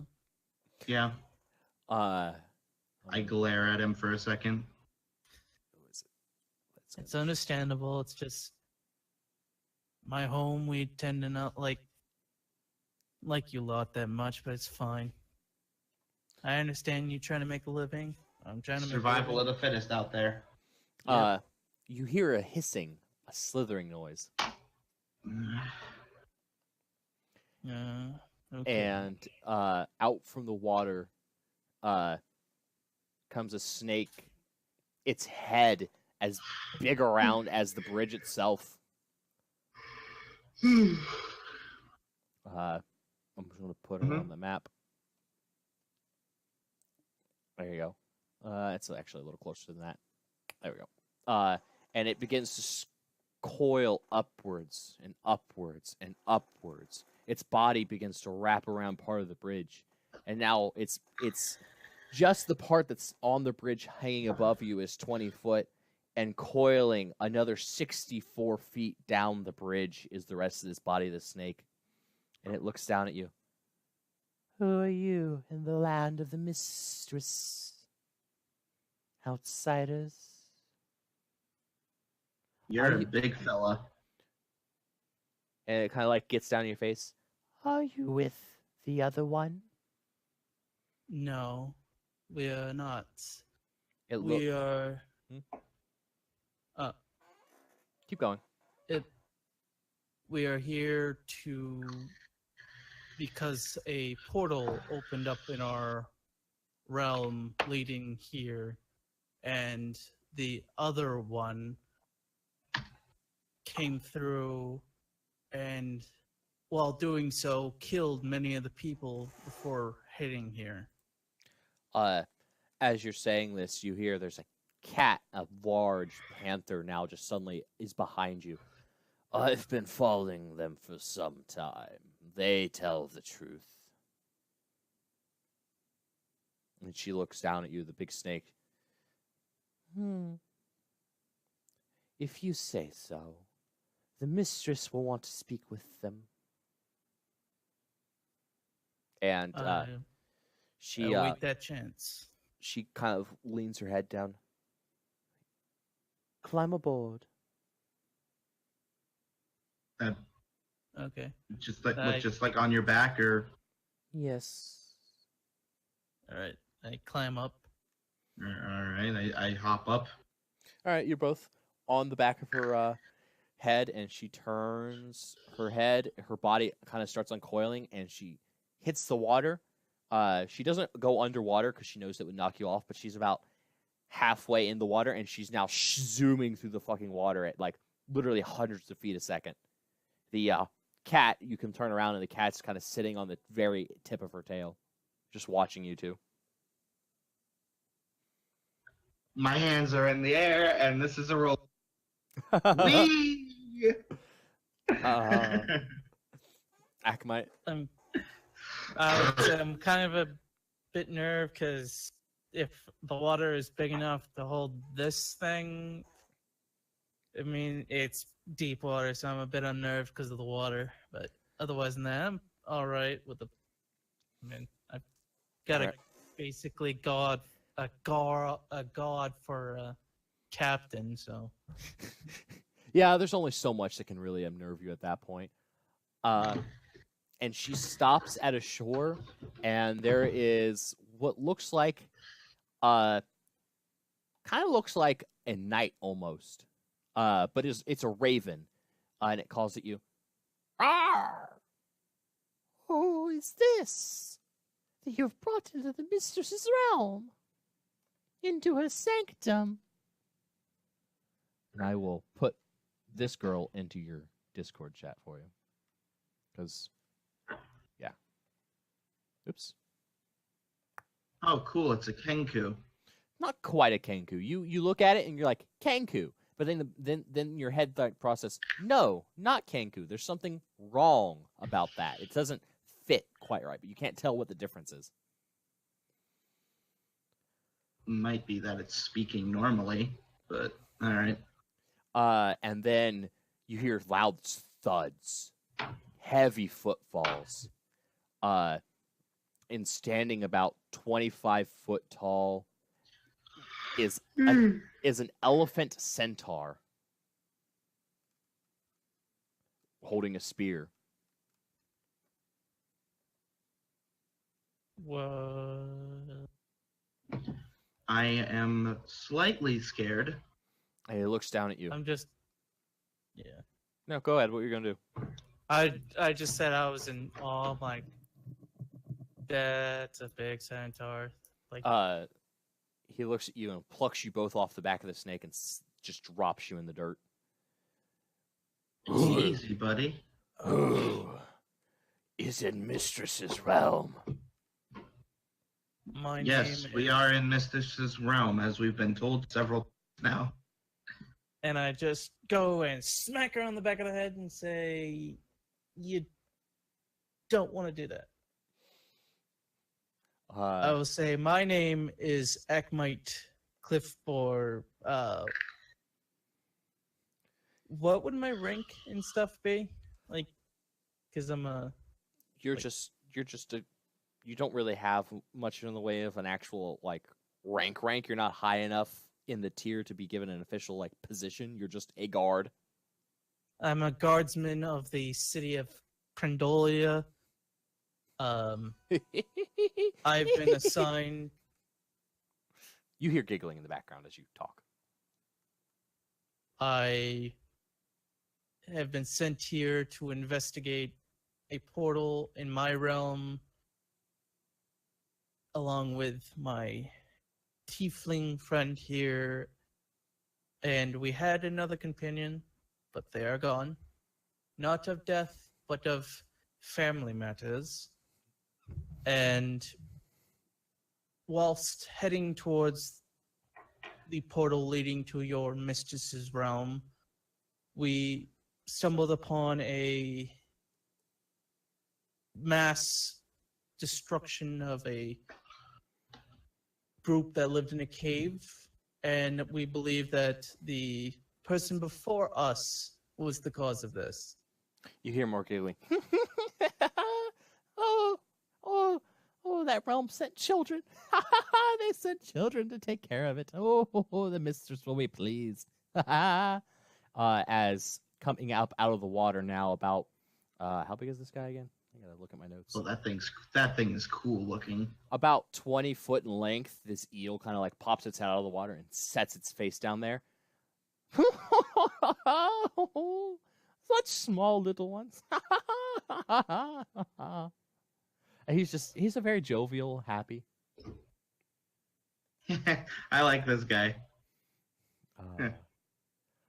And they're just casually looking around, waiting. They look like they're waiting on something as they're talking to you, as you're telling your story. And I'm guessing that we're waiting on your mistress so that we may tell her this story and possibly take care of this intruder. And Indeed, you are. And from behind you, the shadows kind of just open up, like the way the trees cast a shadow. The shadows just like almost like the shadows themselves split open, and out walks what looks like almost would be passed as a human woman. Walks out. She's about 5'5", kind of small, but she has cat's ears, raven-like wings coming out of her back, and as she kind of turns to address the snake, you notice there are what look like elongated spikes of bone running down her spine into what looks like a lizard's tail. Other than that, she's very finely dressed in a deep purple cowl with fine, almost wine red outfit underneath, kind of just like robes underneath. I kind of kneel and bow, like out of respect. Not what I was expecting, but I suppose it makes sense. I kneel as well. She turns, and as she turns, you can see now there is a short sword sheathed on her hip. There is a bow kind of just sheathed on her other hip, kind of like it's just something is holding it to her hip. And she turns and pulls out her staff and points it at you both, and suddenly those creatures, those little bugs you saw before that stitched your mouth shut, Teltix, there's now a swarm of them around her. And who are you, outsider? Points that at Teltix first. I am Teltix. Yeah. I don't have a rank. It's better to ask him. Just saying. The Just bugs kind of along for the ride. land on you. They crawl across you. They kind of crawl over your face. You feel them like brush up against your nose, and then they all kind of flutter off back around her. Do you two mean any harm to my realm? No, I do not. The bugs, I don't. The bugs again. They land on both of your faces now and kind of crawl around, and then they fly off without doing anything back around her. They are truthful. And she kind of like puts her staff like up down on her back, and then the flies kind of like curl around it and hold the staff to her back for her. I am Lady Richfield, Mistress of the Maya, Guardian of the Realm of Shadows. Oops, my voice squeaked. This voice is not easy to hold for me. It's fine. You are here for the outsider who came before. Yes, we mean to slap him. We mean to bring him back to our realm and also figure out why he was so determined to come to yours. We believe from a creature we have slain prior to coming here that he wants power to destroy our gods, the ones that sent us here. You would find that here. One of the gods of your realm. You are not the first, nor is he, to come to this place. The giants of fire came here first, and with them they brought a great darkness that is now sealed at the temple a darkness powerful enough to smother your gods. Should he unleash that power, your realm will fall, as will my own. I do not plan on permitting him life. He will die at the temple. Well, if that is to be his fate, I understand. If there is something in this place that can destroy either realm, is not good for anybody. She smiles. Take heed, one rule, however. We are going to go together, you as well, to defeat this monster. No fire, no flame. Should you bring fire into my mire, I will extinguish your light.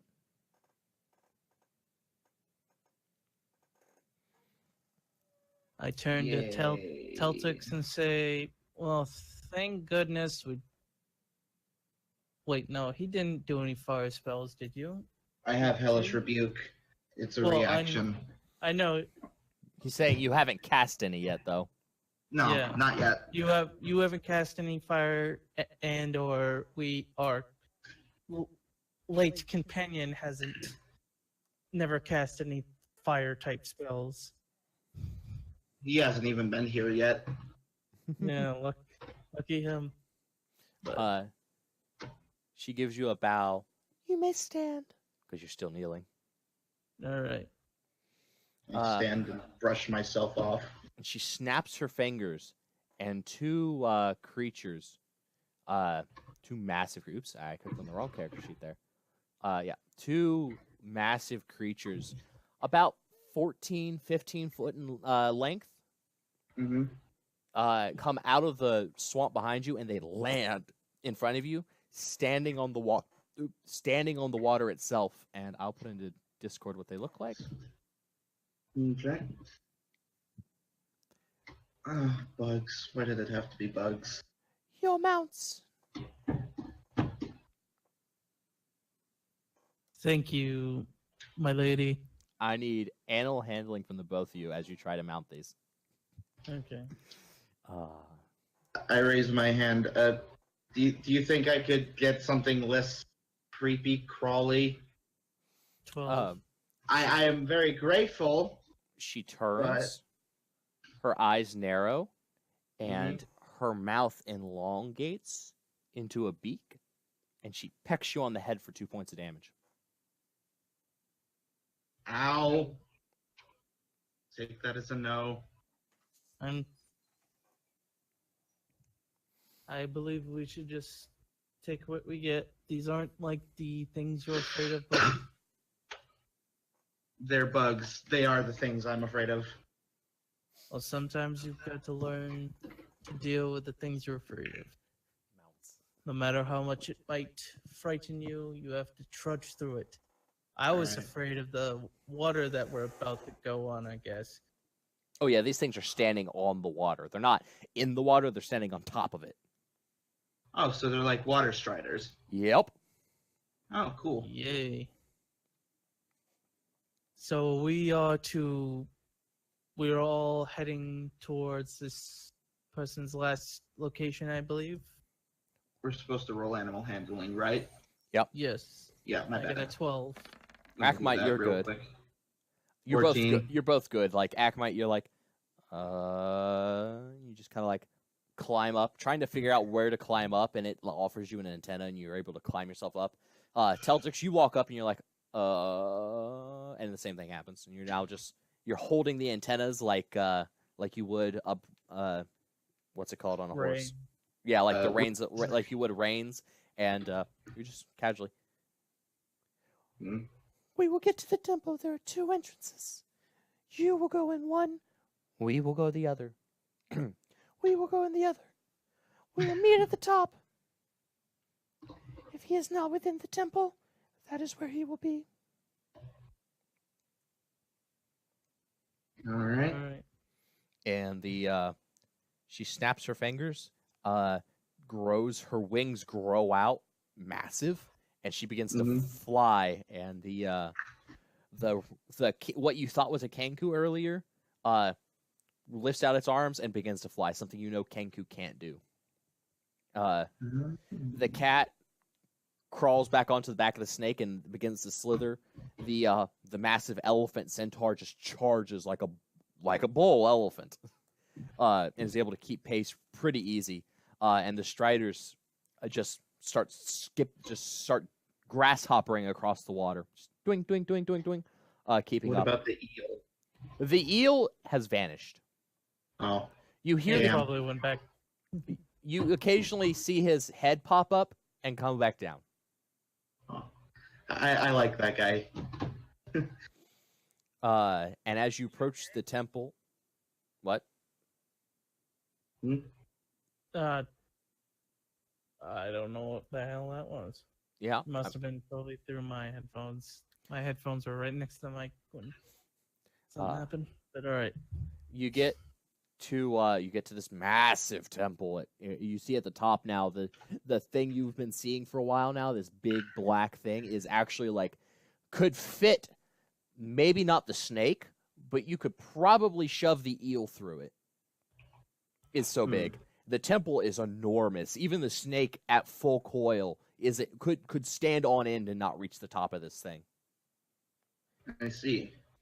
And there are two entrances on either side of the base of the temple. They drop you off at one, and they start going around. We will see you at the top. And they go around to the side.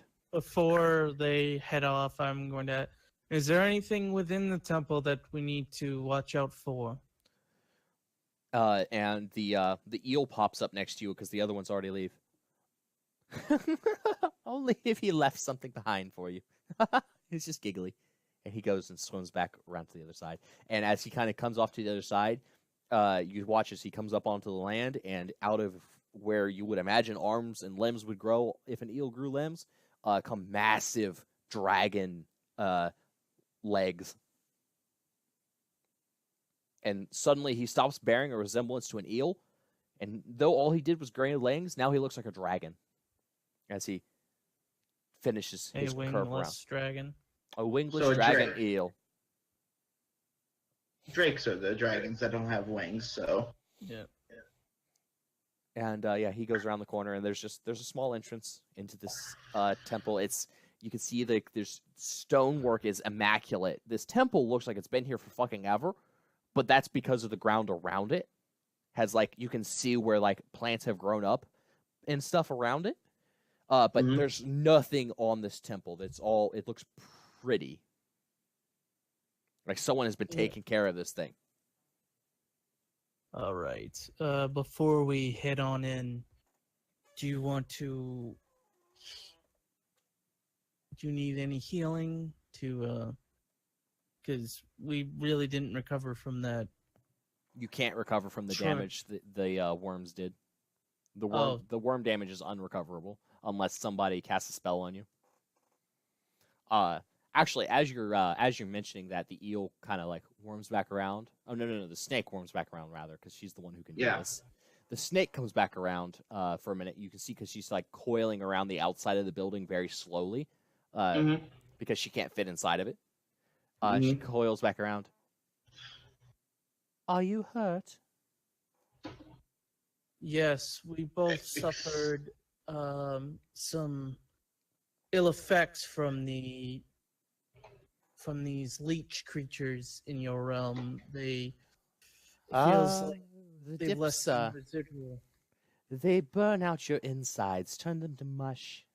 It can be rather permanent. I have the ability to heal you, however. And she opens her mouth, her jaw unhinges, and her mouth opens massive, wide, almost triple in size, if not quadruple. And a great white light blasts out of it, and then just kind of stops, encircles you very gently, and she casts Greater Restoration on you. And you feel the damage that thing caused to you wiped away, and your health your max health and your current health go back to full. Go back to what they're supposed to be. Perfect. I was at 11 max health. That would suck. Well, that nat one. Yeah. Thank you, milady. And she kind of nods. Indeed. Thanks. And then she continues curling her slow coil up this thing. You can tell that she's trying to be careful not to crush the temple, but also trying to make sure she doesn't fall off of it at the same time. So she's having a bit of a struggle keeping her body weight, her constriction versus and not constricting in balance as she begins to coil up this massive fucking temple. All right, we should probably. Do you have everything you need? I think I'm good. All right, be very mindful. We don't know if he brought friends along since we met his little pet outside the portal. Let's head on in. Yep. You head in. There's a lot of stairs. It's like pathways and tunnels, little rooms off to the side with nothing in them. You can tell people probably at one point worshipped in here, but it looks like it's been ransacked. But there's nothing left behind at all. Not even bodies. Everything's been taken. You can see like occasionally you see like a trail of blood leading further down the hall, but other than that, there's nothing here. And you go on. Seems like It's lovelier on the outside than it is the inside. This looks really recent, like something just happened to this place. Yeah, I was about to say, it seems like our friend decided to use the locals to regain his arm, to help him out. And as you continue progressing, you see in front of you what it seems to be an argument of the very fabric of reality. There is what looks like bright light and dark shadows. You're now pretty close to the top. You're about 3/4 of the way up. You've been climbing. You've had a couple spots where you've walked and seen the outside of the temple and been way higher than you thought you were. There's no way you climbed enough stairs to be here, but that's just where you are. And as you come across this one tunnel, in the center of a room ahead of you, it looks like the very fabric of darkness and light is fighting with itself. And as you watch, the darkness crushes the light. And standing there, at first you think it's a unicorn until the shadow bleeds away and you see this dark, emaciated body of... It's a unicorn, but it's not a unicorn anymore, if that makes any sense. Mm-hmm. And it just stares up at you, whinnies. I can't whinny. Close enough. And tilts its head down like it's about to charge. Hey. Roll initiative. All right. Just to help out, I'm gonna do that. Pick my character, Yep. and then hit the button. I left it here so we could see that, but it might go away here in a second when I move things because I need to move us to this. Why is that dark? We're in the void. I'll have to do your things manually. Wait, no, there. the void is white. There is both a white and a dark void, actually, in this world. I need to figure out what's going on. No. Oh, you know what? I think I know what the problem is. Where is the... Yep, there we go. My... Out of character, I bet Celtics. I better be carrying our little friend around if he had to deal with all that permanent damage. Carrying a dead body, basically. I'd be like, oh, great. Yeah, it seems like we don't have any dead weight with us this time around. Oh, that's not his fault. He's just... Yeah, I'm just giving him shit. There you go. I mean, technically, I was dead weight for him for a bit.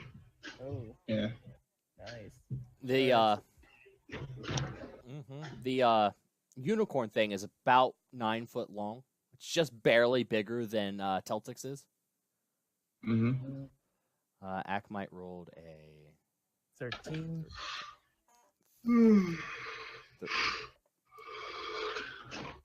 13. Teltix rolled a 10. Oop, wrong button.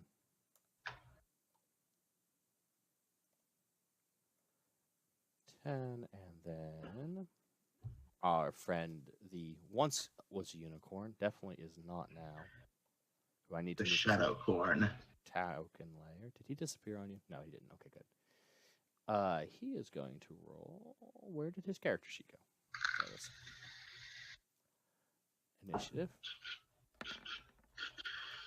Rolls a 13 as well. Okay. What's your dexterity, Akmite? My dexterity is 12, so my mod would be 1. Okay, so the Shadavar is going to go first then. Yawn. Yep, there we go. So, and its speed is 50. Which means it can get from here to literally right in front of you. There's a unicorn made of darkness standing in front of you both now.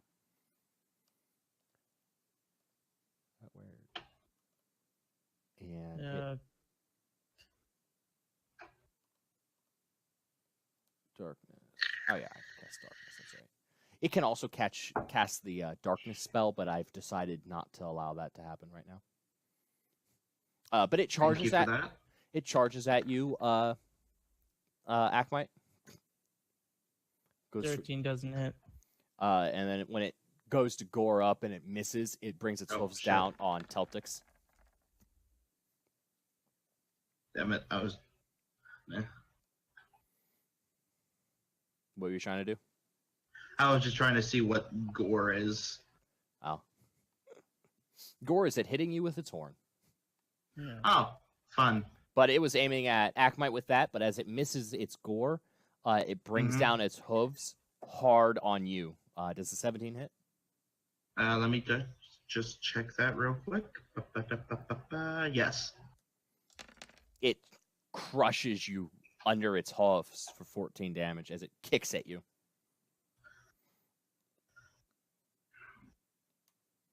Okay. Okay, so we're going to be 15 HP left. And that's the end of its turn. So, Akmite, if you want to make a move. Yes, I'm going to. Well, I already have my longsword out already, but I'm going to slash at this creature. One or two hands. It should be one-handed now. I was able to, because it was like the second damage. Yeah, the bottom damage was for two-handed. Yeah, so Alright. I got rid of that one. Are Just you unclicked it? okay? I think. Did you So mean to? 25. Okay. Go ahead and roll damage. 8. You cut, you make a slice, and you cut across it, and you've heard of what happens when a unicorn bleeds before. Normally, it's this beautiful silver liquid. Some have likened it to pure silver that's been melted down. Instead, you get what looks like rotted flesh and pus runs down its chest, real gently.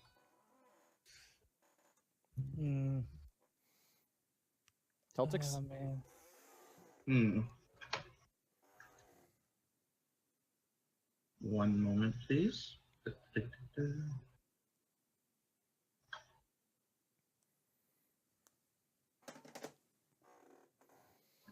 Only works on humanoids. Damn it. What about this one?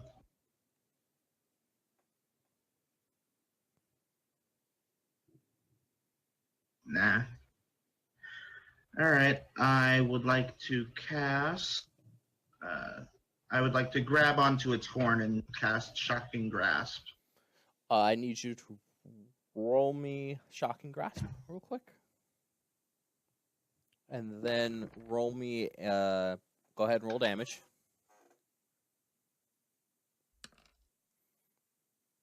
And then roll me a dexterity saving throws. You electrocute its horn successfully. It does have a reaction for touch spells. 9. All right. So you do not get advantage on this, as it goes to gore you. Oh, It misses yay. anyway. I'm pretty sure 12 misses. Yeah, it misses. All right. Thank So God. you go to grab it. It pulls itself out and tries to jab you as a reaction with its horn. It's its turn, however, and it kind of turns its body a little bit, so it's sideways in the hallway, and it goes to kick you with its back hooves, Akhmite, seeing as its horn's not doing anything. 20 hit? 20 will hit. Right? Yep. Kicks you in the chest for 9 damage, and you're like,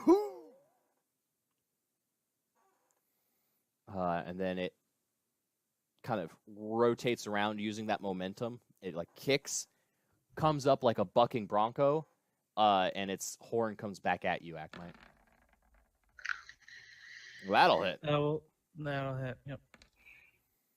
It goes to gore you, and it doesn't quite get the piercing of the tip of the horn, and it just bashes you in the bottom of the chin with the tip of its horn. So it's like, ow! Your teeth kind of like suddenly shut. All right. Akhmite, y'all are kind of getting kicked and beaten by this horse. All right. I'm going to slash him again, but I'm going to do, since this thing is clearly, not good anymore, I'm going to also do Divine Smite with it. So Okay. I'm going to roll for my attack first. Longsword, here we go. 22. Yeah, that hits. I will damage for it. That'd be 6 slashing, and then Divine Smite. I don't have it as a spell right now, but it's 2d8 for the attack. So roll 2d8.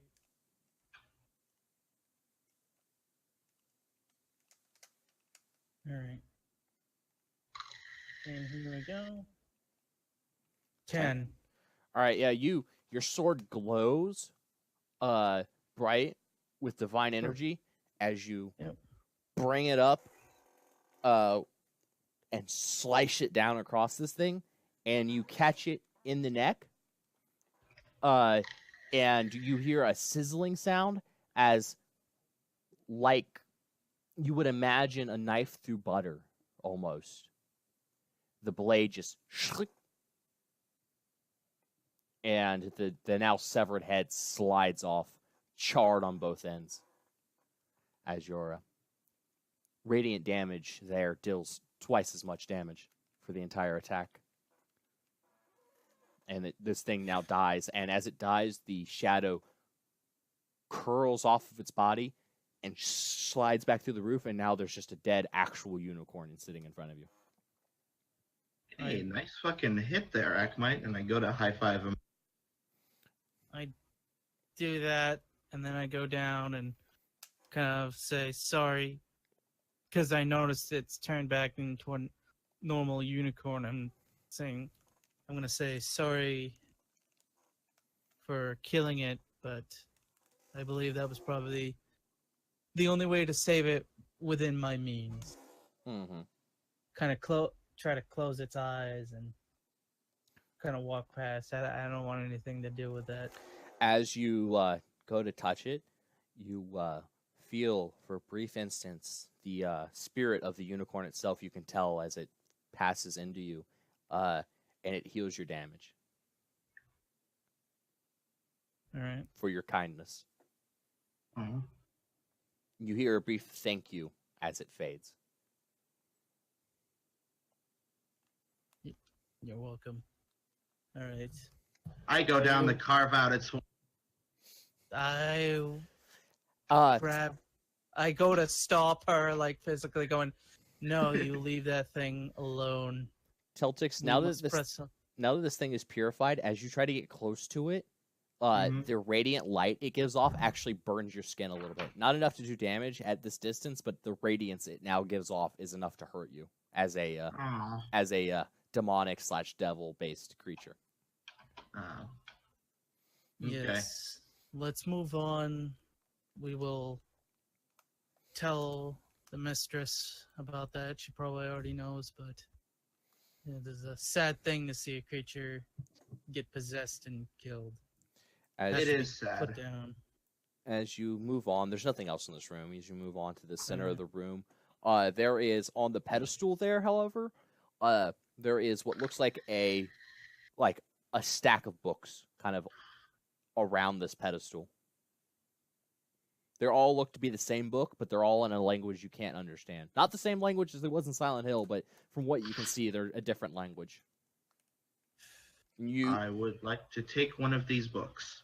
You go over there and take one. You have one of these Cool. books. For a brief instance, you hear in the back of your mind like a brief subconscious memory of Teresa and Kelki and how they want things from these worlds. So you have a book, and there's a flight of stairs off to your right. And Alright. I will also. I'll just head up there. I'm fine without. We've already got the book, but there's always something else we can grab. Mm-hmm. I should also roll, to see if there's anything else besides just books. Maybe pottery or artwork that we could possibly I might ask the mistress for something. That's fair. Yeah. Ah. I'll kind of tell Teltix that, besides that book, I might want to see if we can't get something else from this realm. I'm just saying, unicorn horns sell for a very high price. Yes, do. but I'd rather not take it from here. Back in our own world, that'd be fine, but let's not take anything from unless asked. Uh. I grumble a little bit. Yeah. Grumbles. Don't worry, if we go to another town that ain't Condolia, I'll let you steal to your heart's content. Yay! Oh, that's actually really funny. I am looking for something at the moment. You go up the stairs. You continue to search through this obnoxiously massive temple that seems to be obnoxiously massive for no reason you can figure out. You assume there's a reason, but you can't figure out what it could be. And as you go to reach the top, and I can't seem to find the art I need. Hello? Game, give me what I want. This might take a minute.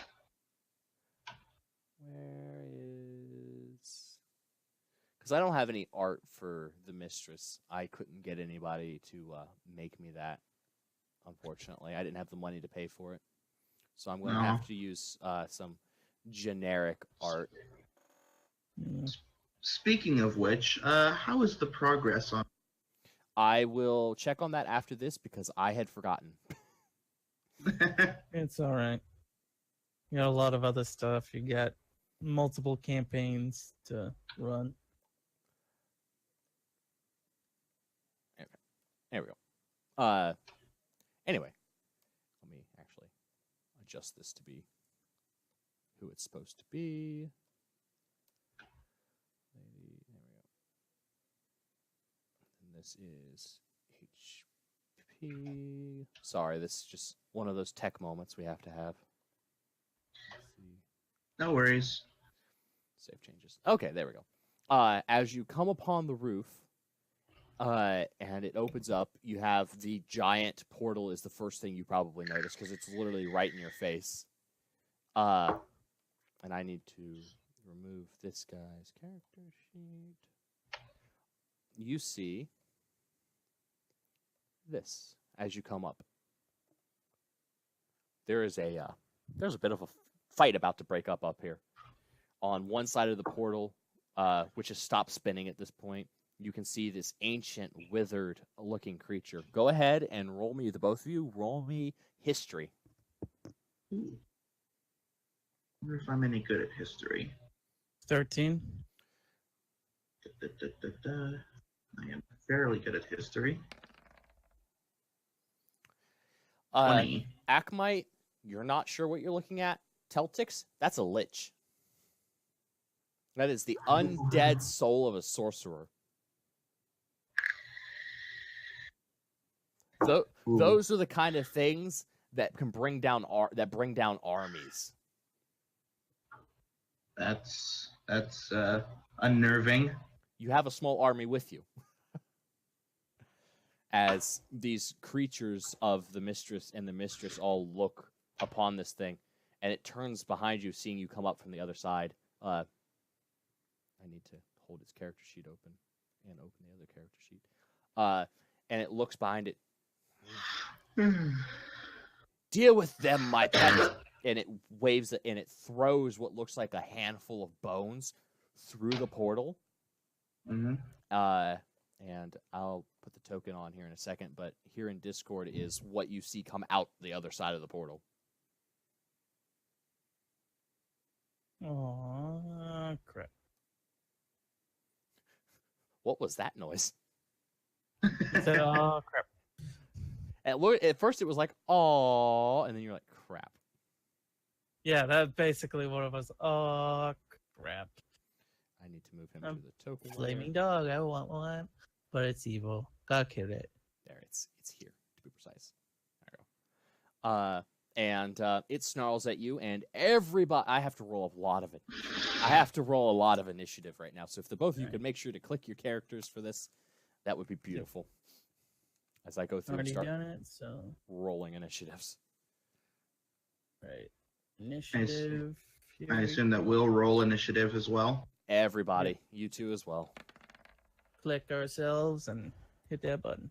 Natural 16. 20. Nice. 16. 24. For the doggy. Where's the lich at? There it goes. This is going to be a lot. Yep. There is a small army up here with you guys. All right. Now I need to go through your allies. You have allies. Congratulations. Yay. The power of friendship. I bet we still would have had allies, just even with the Draven, just maybe one or two like missing. Nope, these From were the that side? allies I already had planned. Okay. So it was just we're basically down a man, but that's fine. Yeah. You're down a man. Nothing else has changed. I literally was thinking before this even happened, was going to be like, should I suggest that I make another character for us just because we might need a second healer? I was thinking a Yanti, not like full pure blood, but a druid, so they could heal and maybe transform into stuff, or maybe do the dream one because I'm all about the dream. Make it a girl just to be different, so it's not a sausage fest for Teltix. Does Teltix enjoy the company of other women? That is the question. Yes. Yes. Does Teltix enjoy anybody's company? Probably not. Very rarely. There is a lot of rolling that needs to happen here. Mm-hmm.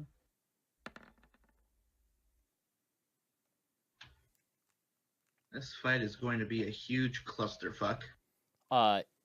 Maybe.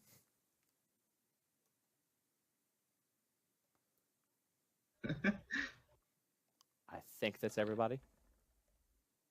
Let me put these in order and check the characters. Hound. Oh, it doesn't put their names in here. Interesting. Okay. Anyway, the hound, the cat, the hound, Lady Richfield, Teltix, the lich, the snake, Akmite, the raven, the elephant, the dragon eel. As the battle goes on, Akmite will turn to Tactics and say, "If we make it through this, drinks are on me back at my mom's bar." I'll hold you to that. And we're gonna start off with the hound, I guess. Yep. It's been a while since I've run a fight this big.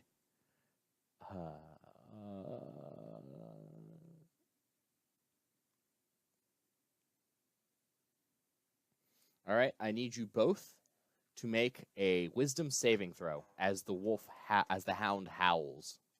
Wisdom Alright. save. Gotcha. Fun. Natural one. Oof. 10. You have advantage, both of you, because you're. Oh, good. Okay, 23 then. Yeah, I know you're good. 15. I saw that. I was like, you're gonna die. It's a good thing you have advantage. It howls, and for a minute, you feel pure fear runs through you, but then you shake it off. And the creature snarls, and that takes its turn, however, to make this fearful howl. So, Catboy is going to lunge at the lich. That's no. Yeah, there you go. A lot of character sheets on your end. Mm-hmm. And he doesn't have any need for that. And he just rips into it with his claws and teeth. That's essentially what he starts doing. Pretty sure both of those miss a lich, though. Yeah, it does. Okay. Lady Richfield is much, much less prone to this sort of thing. And she draws her bow. She whispers to it, and it begins to glow. And she fires off an arrow.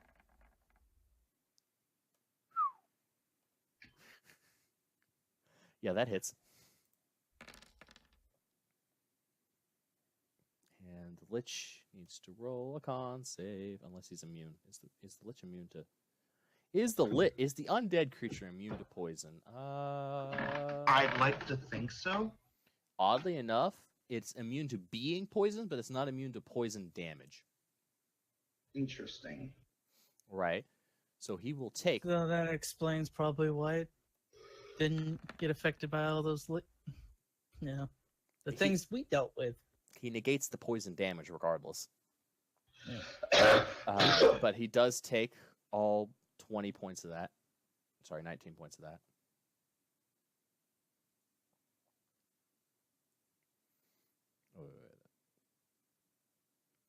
What is it? There we go. Okay. Teltix? I pull out my sickle and start charging after the lich. The lich itself or its dog? The lich. Okay. Can you make that trip in one go? Let me check. Because if you Looks like it. run beside the dog, it'll get an attack of opportunity on you. What if? So you have to stay outside of the 6 squares that directly surround the pup. Okay. So. Okay. This fucking mouse. 1, 2.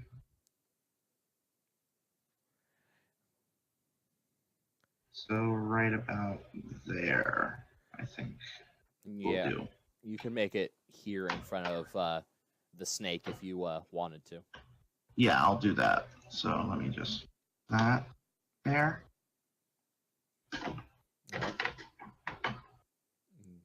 Anything else you're gonna do? I would like to throw my dagger at the What? lich. Okay. Go ahead. This is gonna be fun. 8. You miss. You throw a dagger and he doesn't even notice you throw it. You just throw it into the portal and it disappears. Oh, for fuck's sake! You know how much those daggers cost? Yeah. They don't cost much, but still, they have sentimental value. The Lich hasn't even noticed you. He just sent his dog after you and turned back to them. He turns to the cat that's kind of annoying him. And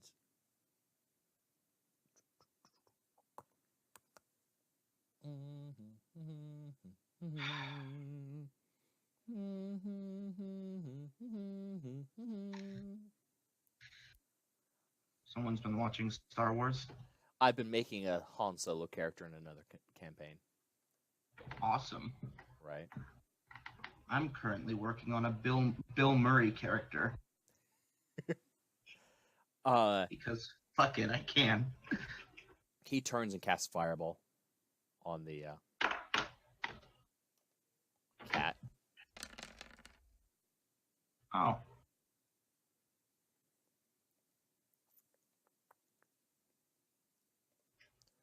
Or ooh, that's gonna hurt. The cat is dead. The fireball explodes and the cat just drops dead. Oh no. You have lost a companion, and I need to check that spell.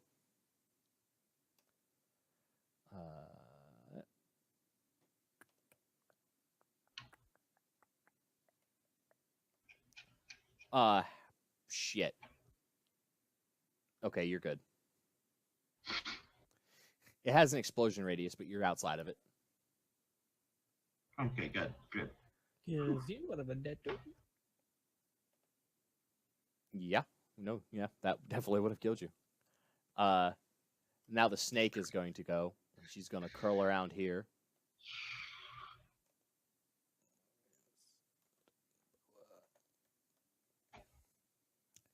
And for anybody who is actually watching this, yes, I made a snake who's also a cleric. That's awesome. However, she does not have any attack spells. She is purely a healing creature, despite being literally enormous. Surely she's got to have like an unarmed attack. She has her basic weaponry as a snake, but she doesn't have any like, I am a fucking like cleric, feel my burning holy fury. She doesn't have any of that. However, she is going to bite the Lich, and that will hit. And the Lich now needs to make a dex saving throw. Forgot how much damage she did. No, it is a big snake, so. She is a very big snake. And the Lich is going to make a dex check. The world's biggest danger noodle. Oh yeah, it bites. She bites him and tries to coil around him, like she's just gonna crush his ass. And he just, woof, his body like collapses in on itself, turning into bones, slides out of her coils and regrows. Rackmite? All right. Well, I'm going to go. How do I mark in between? I'm gonna go here, kind of in between Teltix and the hound creature that came out of the portal, and I'm going to tackle with my longsword and try to do another divine. You're gonna divine smite it? Yep. Okay, go for it. So, roll for attack. Yep. 15. That hits. You bring your blade up. Okay. Yeah. I'm gonna blade up. Go for 7 slashing, and then go roll over here. I really should 2d8. Roll 5 And you damage. You glow for a minute.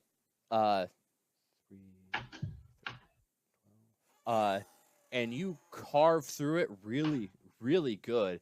You can tell it hurt as the where your blade carves through its skull leaves a permanent scar. But it doesn't seem to be hurt a lot. You definitely hurt it, but it doesn't seem to be a lot. And now the other creature's going to go, and that is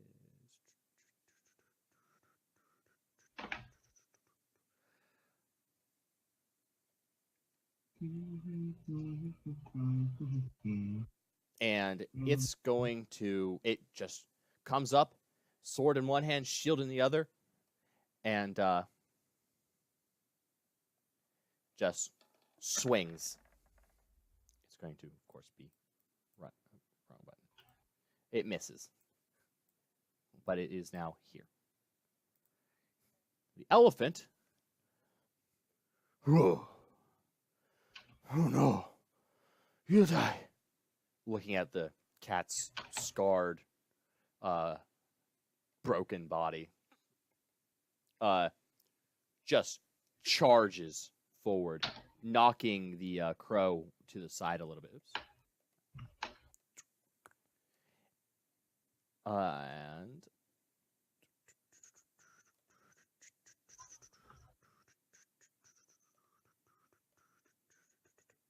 And just tries to trample the lich.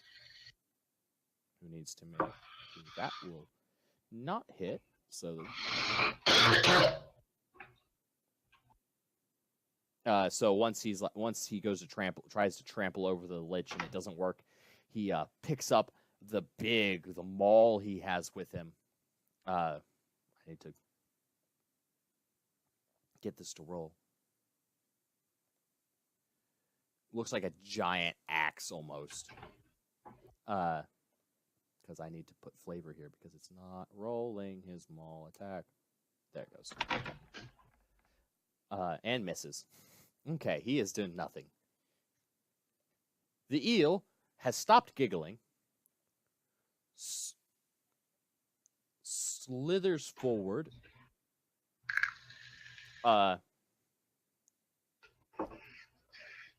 over to around here. The crow getting kind of forced over to here. There's a lot going on around this guy. Yeah, he'll go here. He's getting forced around. And the eel opens its mouth, and pure lightning flies out of it. Holy shit. For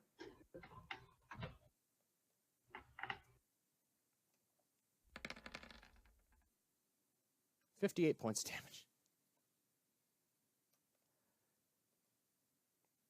Alright, that's okay. The hound is now after you, Akmite, for your discretions against it. That's the lich itself. You don't want him attacking you yet. There we go. And it goes to bite you. And I'll need a... Oh, never mind. It missed. The hound misses. Lady Richfield will go instead. And she's just going to fire her bow at it again. At the lich again. Ooh! Nat 20. Natural 20. 34... 37 points of damage she deals on him. Her bow glows and she fires, and the lich is now like most of his body is missing. Deltix? I giggled myself. Start readying a spell.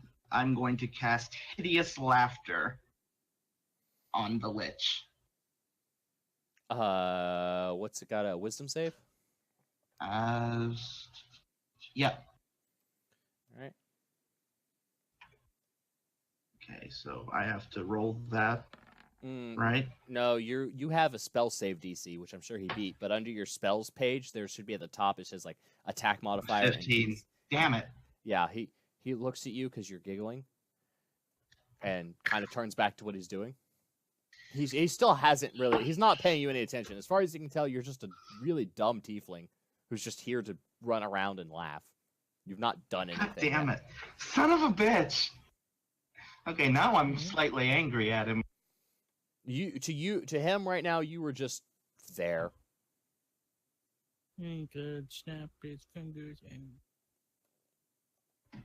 I need to find his layer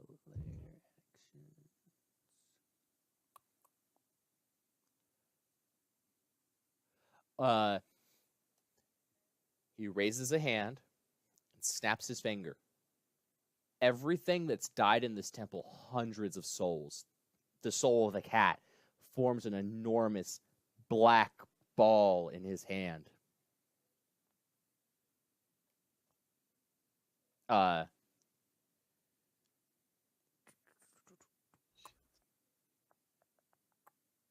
He just throws it at the elephant. Considering that's who's closest at the moment. And that does 15d6. Oops, wrong button. No, stop. Stop game. Not -1. 61 points of damage. And the elephant steps back now, a huge hole out of his chest. And as you watch that hole get ripped out, that flesh that gets ripped out goes over to the lich and puts his body back together. And he begins to rejuvenate. And then he's still not done with his turn. Oh god. No, he has several things he can do, if he chooses to. Let's see, so that's the one thing he can do on his turn. He can do one of those, then legendary. He can cast. Okay. Sorry. Creatures like this have a very interesting list of how they work. That's fine. So he just casts Ray of Frost at the elephant as well. Yep, that'll hit. So the elephant takes 16 more damage and is now particularly cold. He has one more attack. Technically, he has one more attack. He reaches up and grabs the belly of the elephant and crushes, just squeezes. Yep.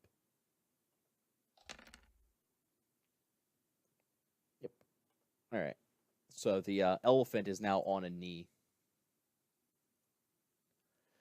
deathly panting as the snake lunges in for another bite from the other end.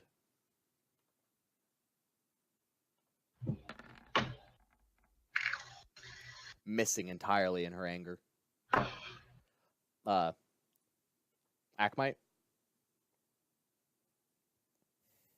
Well, before I swing at this thing again, I'm going to turn to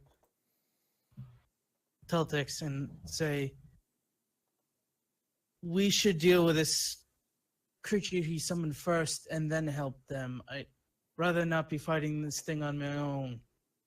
And I go for another, just a straight normal sword slash. Okay. 15. That hits. Go ahead and roll. And 7. All right, yeah. You carve into him. It's whining a little bit now.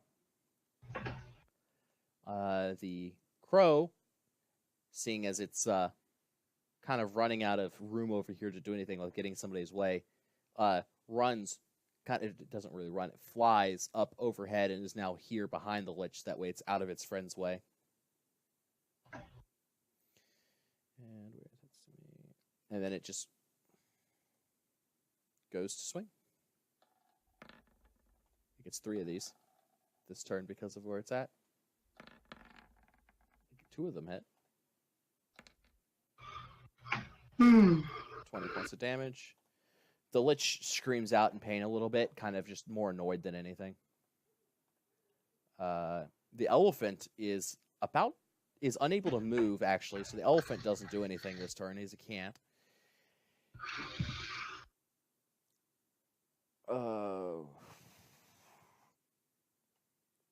And the eel...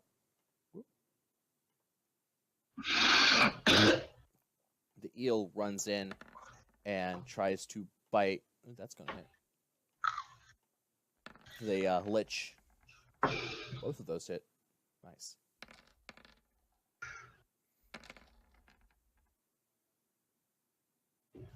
And the Lich is going to take that extra bit of damage. Doesn't count, so it's only 34 and 2 is 36. 42 plus 23 is 42 and 23 is 65 points of damage.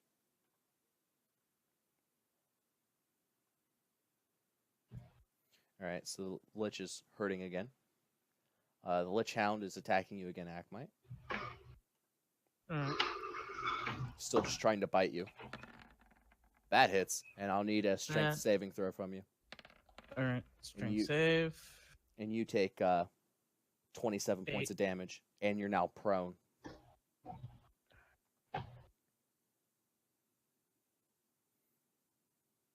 And for his bonus action, now that you're prone, he gets 3d12 worth of damage as well. So he goes, and his claws are on your belly, and he rips back for 21 more points of damage. Okay, so in total, how much was that? Hold on a minute. 27 plus 21, so 48 points of damage. Oh yeah, I'm out. What's your HP sitting at? So it was what, 40? It did 48 points of damage. Yeah, my original is 39, so I'd be at like negative, like, I don't know, negative 7, maybe. Okay. I don't think Lady Richfield can heal you. Pretty sure I didn't give her any healing spells. Yeah. Wait. She stops her fight with him, seeing you go down, however, and casts Magic Missile at the pupper.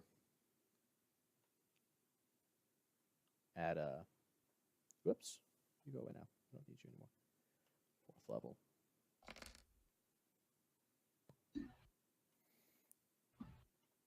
The pupper takes 40 points of damage in total. And it's blasted back. Teltix. Akmite is on the ground, bleeding out badly. The lady had to stop her fight with the Lich so she could try and save him. It's your turn. Well, I really, really wanted to, but I guess I'll go over and help Akmite out, give him one of my greater healing potions. All right. Or give him one of my greater healing potions. So that's 2d4 plus 4, if I'm not mistaken. Greater healing potion is 4d4. 44 plus 4. So I guess I'll roll that. 1, 2, 3, 4. D4 plus 4. Mm-hmm. Roll. Akmite, you get 12 back. And I am 5. Barely. Thank you.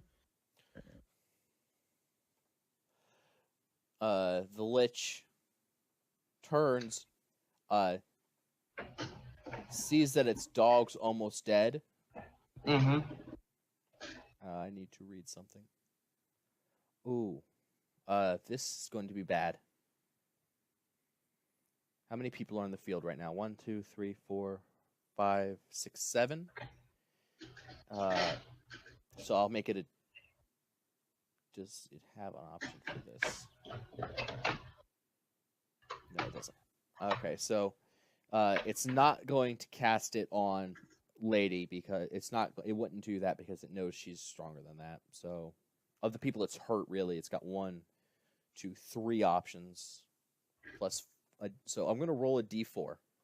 Base d4. Akmite, you're 1. Teltix is 2. Elephant Boy is 3, and a 4 is I choose a different action for him to do. But it makes the most sense for him to do this, but who he's targeting, I'm going to leave up to chance. Okay. Akmite? Mm-hmm. Yeah, this is not going to end well. Yep. The Lich turns around and just says, die. And you die. What? Power word kill. You utter a word of power, and this side he told you to die. And if the creature you choose has 100 hit points or fewer, it dies. Rip. That's why I made it a roll, because he would only hit the people who he knew had less than who he knew were weak enough to die.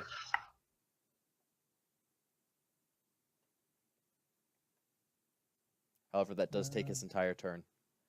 And the Titan Boa, the giant snake. Where's her character sheet at?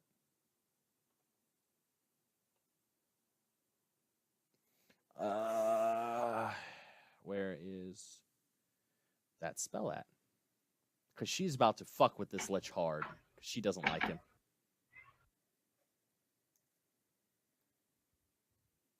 Well, I am substantially angry at seeing my friend die. Couple of. What?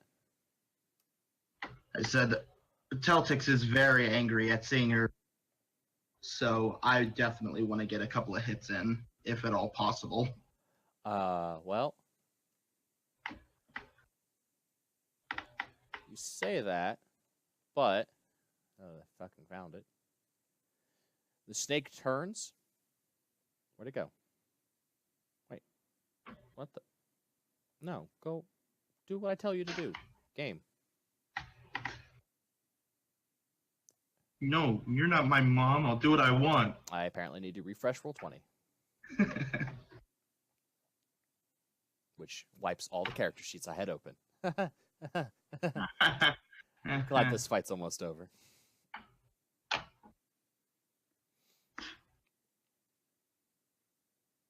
Okay, where's her at? Where's that at? Open that. It wouldn't cast anything. So, now will it let me cast? There it goes. She turns and looks at you, Akmite's corpse, and she swallows it. She doesn't move. Great. She turns, swallows Akmite's corpse. There's a brief glowing in her throat, and she spits you back out. And you're alive. Oh, God. Oh. At like what? What am I at? Health wise. If the creature still is free will, the creature restored to light with all its hit points. Oh, jeez. You were definitely dead, though. You were 100%. You were in the afterlife. Your soul, you were sitting there with Drib. And then the next thing you know, your soul was sucked back out of the afterlife into your body, and you were just on the ground covered in saliva. Oh. Oh. Sorry. I'm like now kind of shell shocked. Oh. As you're shell shocked, she turns around and tries to eat the Lich. I was bored. Oh. And she succeeds. She turns around and just crushes the lich in her teeth. He is now dead.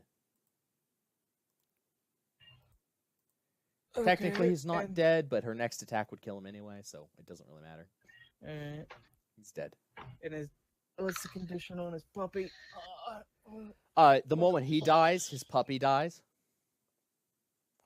Like they're bound together. Okay. However, as he dies and his puppy dies, both of their souls go into the portal, and out of it spits something else. And we're out of combat though. You're not gonna have to fight with this thing. I'm moving. Okay. I'm moving characters, just because they're over here checking on you all as this before they notice this happening. And then, while you guys are fighting, you guys have a few moments of conversation here while I get this set up. Jesus Christ. Akbite, are you okay? I was Dead. Yes, I was in the room with Drib. I was confused, shocked. We were talking for a bit, and then I was pulled back, and I turned and say thank you to the snake. She looks bow. She looks tired. Like that cost her a lot to do, and she's like, "You're welcome, little ones." And she like curls up and she's asleep. I go over and hug the snake as best I can because it is huge, but just as a thank you for saving my friend. You do that. As you do that, you finally hear the sounds of something growing, something large, and you look behind you, and there is a fucking living volcano has just come out of the fucking portal and is now landed on the ground. Its token's kind of small, but it itself is over 100 foot tall. It is the height. Be honest, it is the height of this fucking temple. This massive volcano just cracks the earth. Eyes made of darkness stare at you. You hear a deep thundering, and lava just erupts from its back. The entire swamp as far around you as you can see begins to burn as this lava begins to flow. And the creature looks down as the lady pushes you two back, taking center stage. Drink.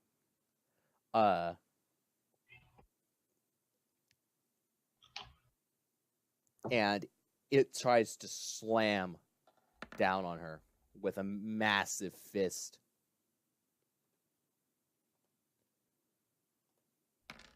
28 points of damage.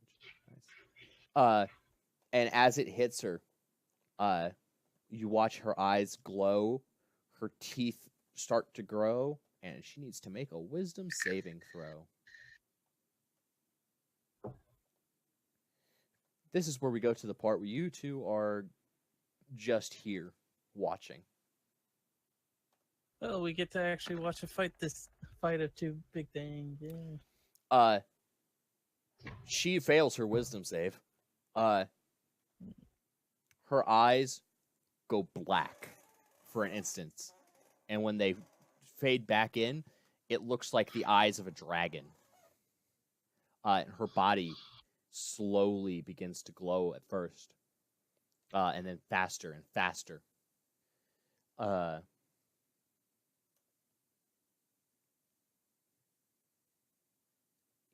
Okay. I'm trying to Yeah, Celtics gonna say. it's not loading. I think this is probably the point where she's probably not supposed to be happy. You know? Oh, I don't think she's supposed to. She raging. She is raging, and I don't have art for. How do I not have a picture of that? What the hell? Anyway, she grows massive, but she's not her. Ignore the fact that she's a character right now. That's not what she should look like right now. But we don't have any. I don't have any Godzilla art apparently, because she turns into fucking Godzilla. Oh, okay. Okay. At So- this point, I'm just sitting down eating popcorn. The snake and whatnot kind of like have you hurtled off in one spot. Mm-hmm. And I think she has a spell for this.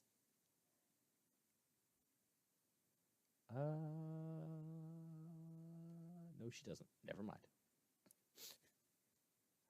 So you're not particularly secured against this as she breathes fire on the mountain.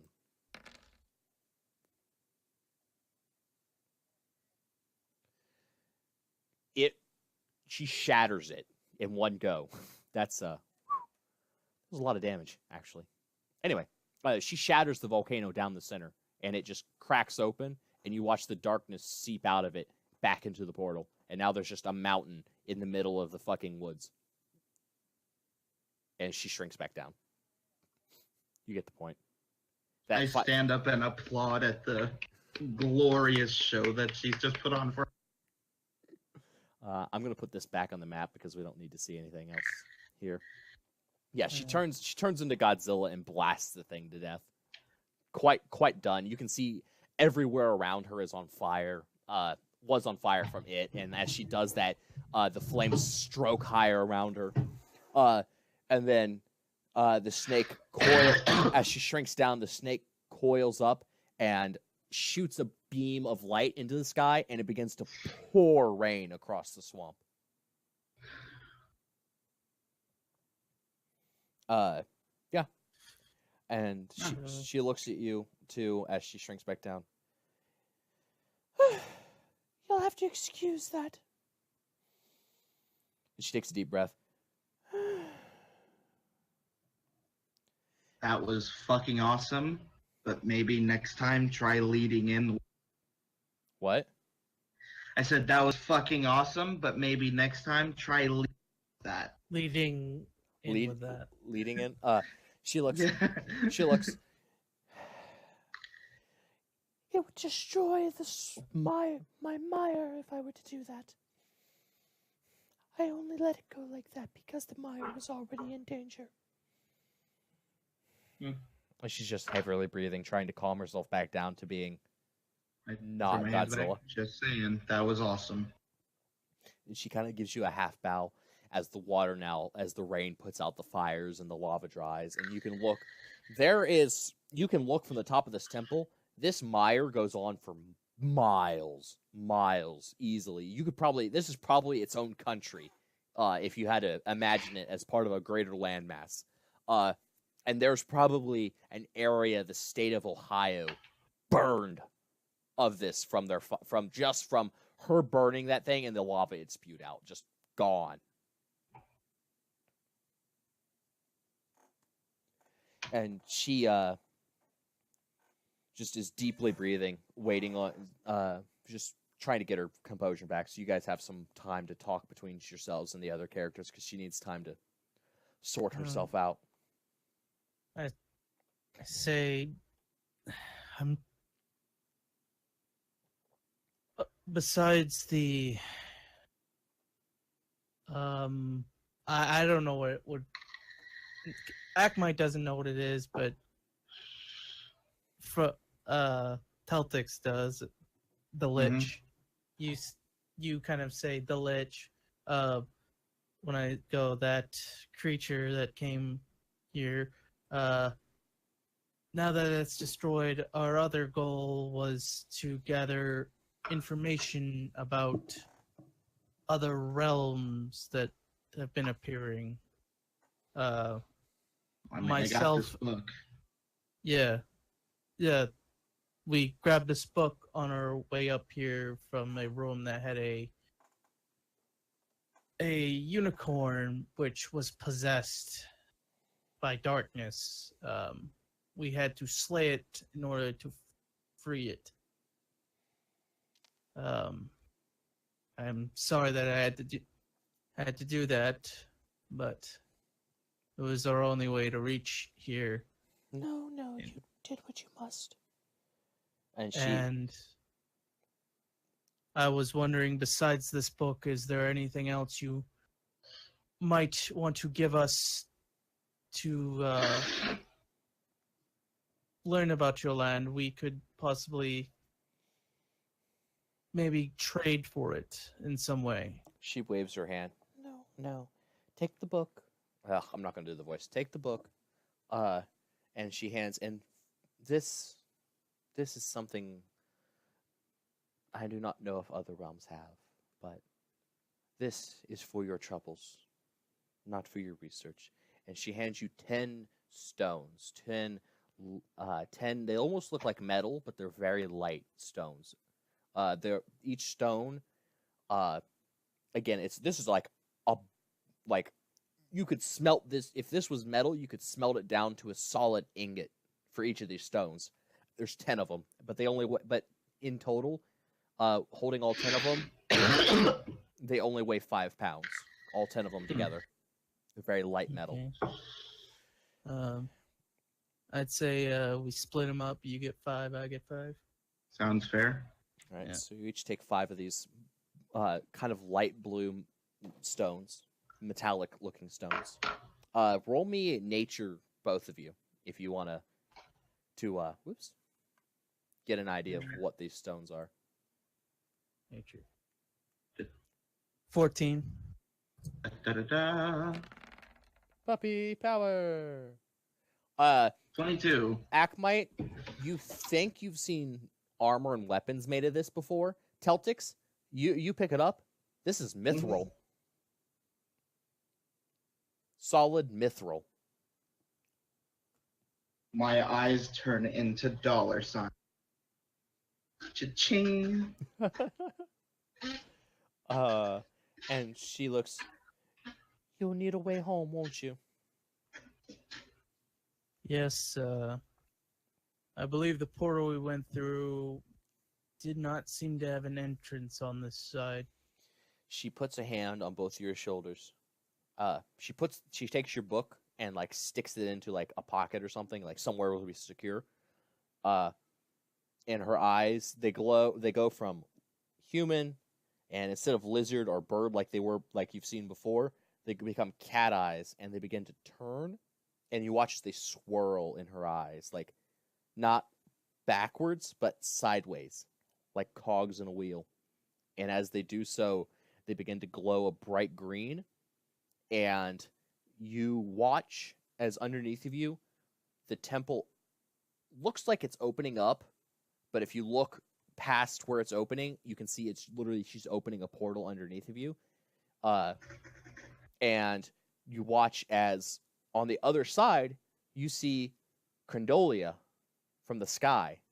And it's as though she's tearing the sky asunder for a brief instance.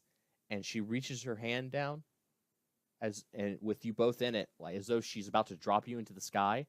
And instead, for a brief instance, large protrusions grow behind you, like parachutes, and she just lets go. And as you look up, there's maybe a 3-mile wide crack in the sky that is now sealing itself behind you.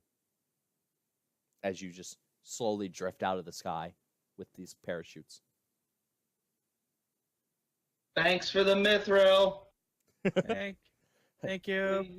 So how much of the Her saying mithril triggers that you now know what you have. And cool. you know you're like, oh, but what were you gonna say? I said, oh, great. That's nice. Might make that a better sword, or might sell it. Who knows?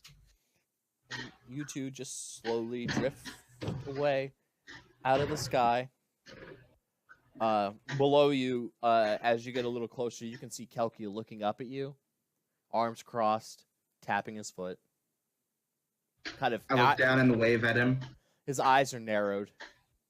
This what the fuck look is on his face, Akamite. You know it's his what the fuck look. How high up are we from him? Right now, you're still several hundred feet, but But Kelky's face is very distinct in the crowd. There is a crowd gathering, but you can see Kelky. It's like as though he is, even though he's still Kelky size, it's as though something is making him clear for you. Yeah. I scream down, sorry, we got more information, and there was a lich that they took care of.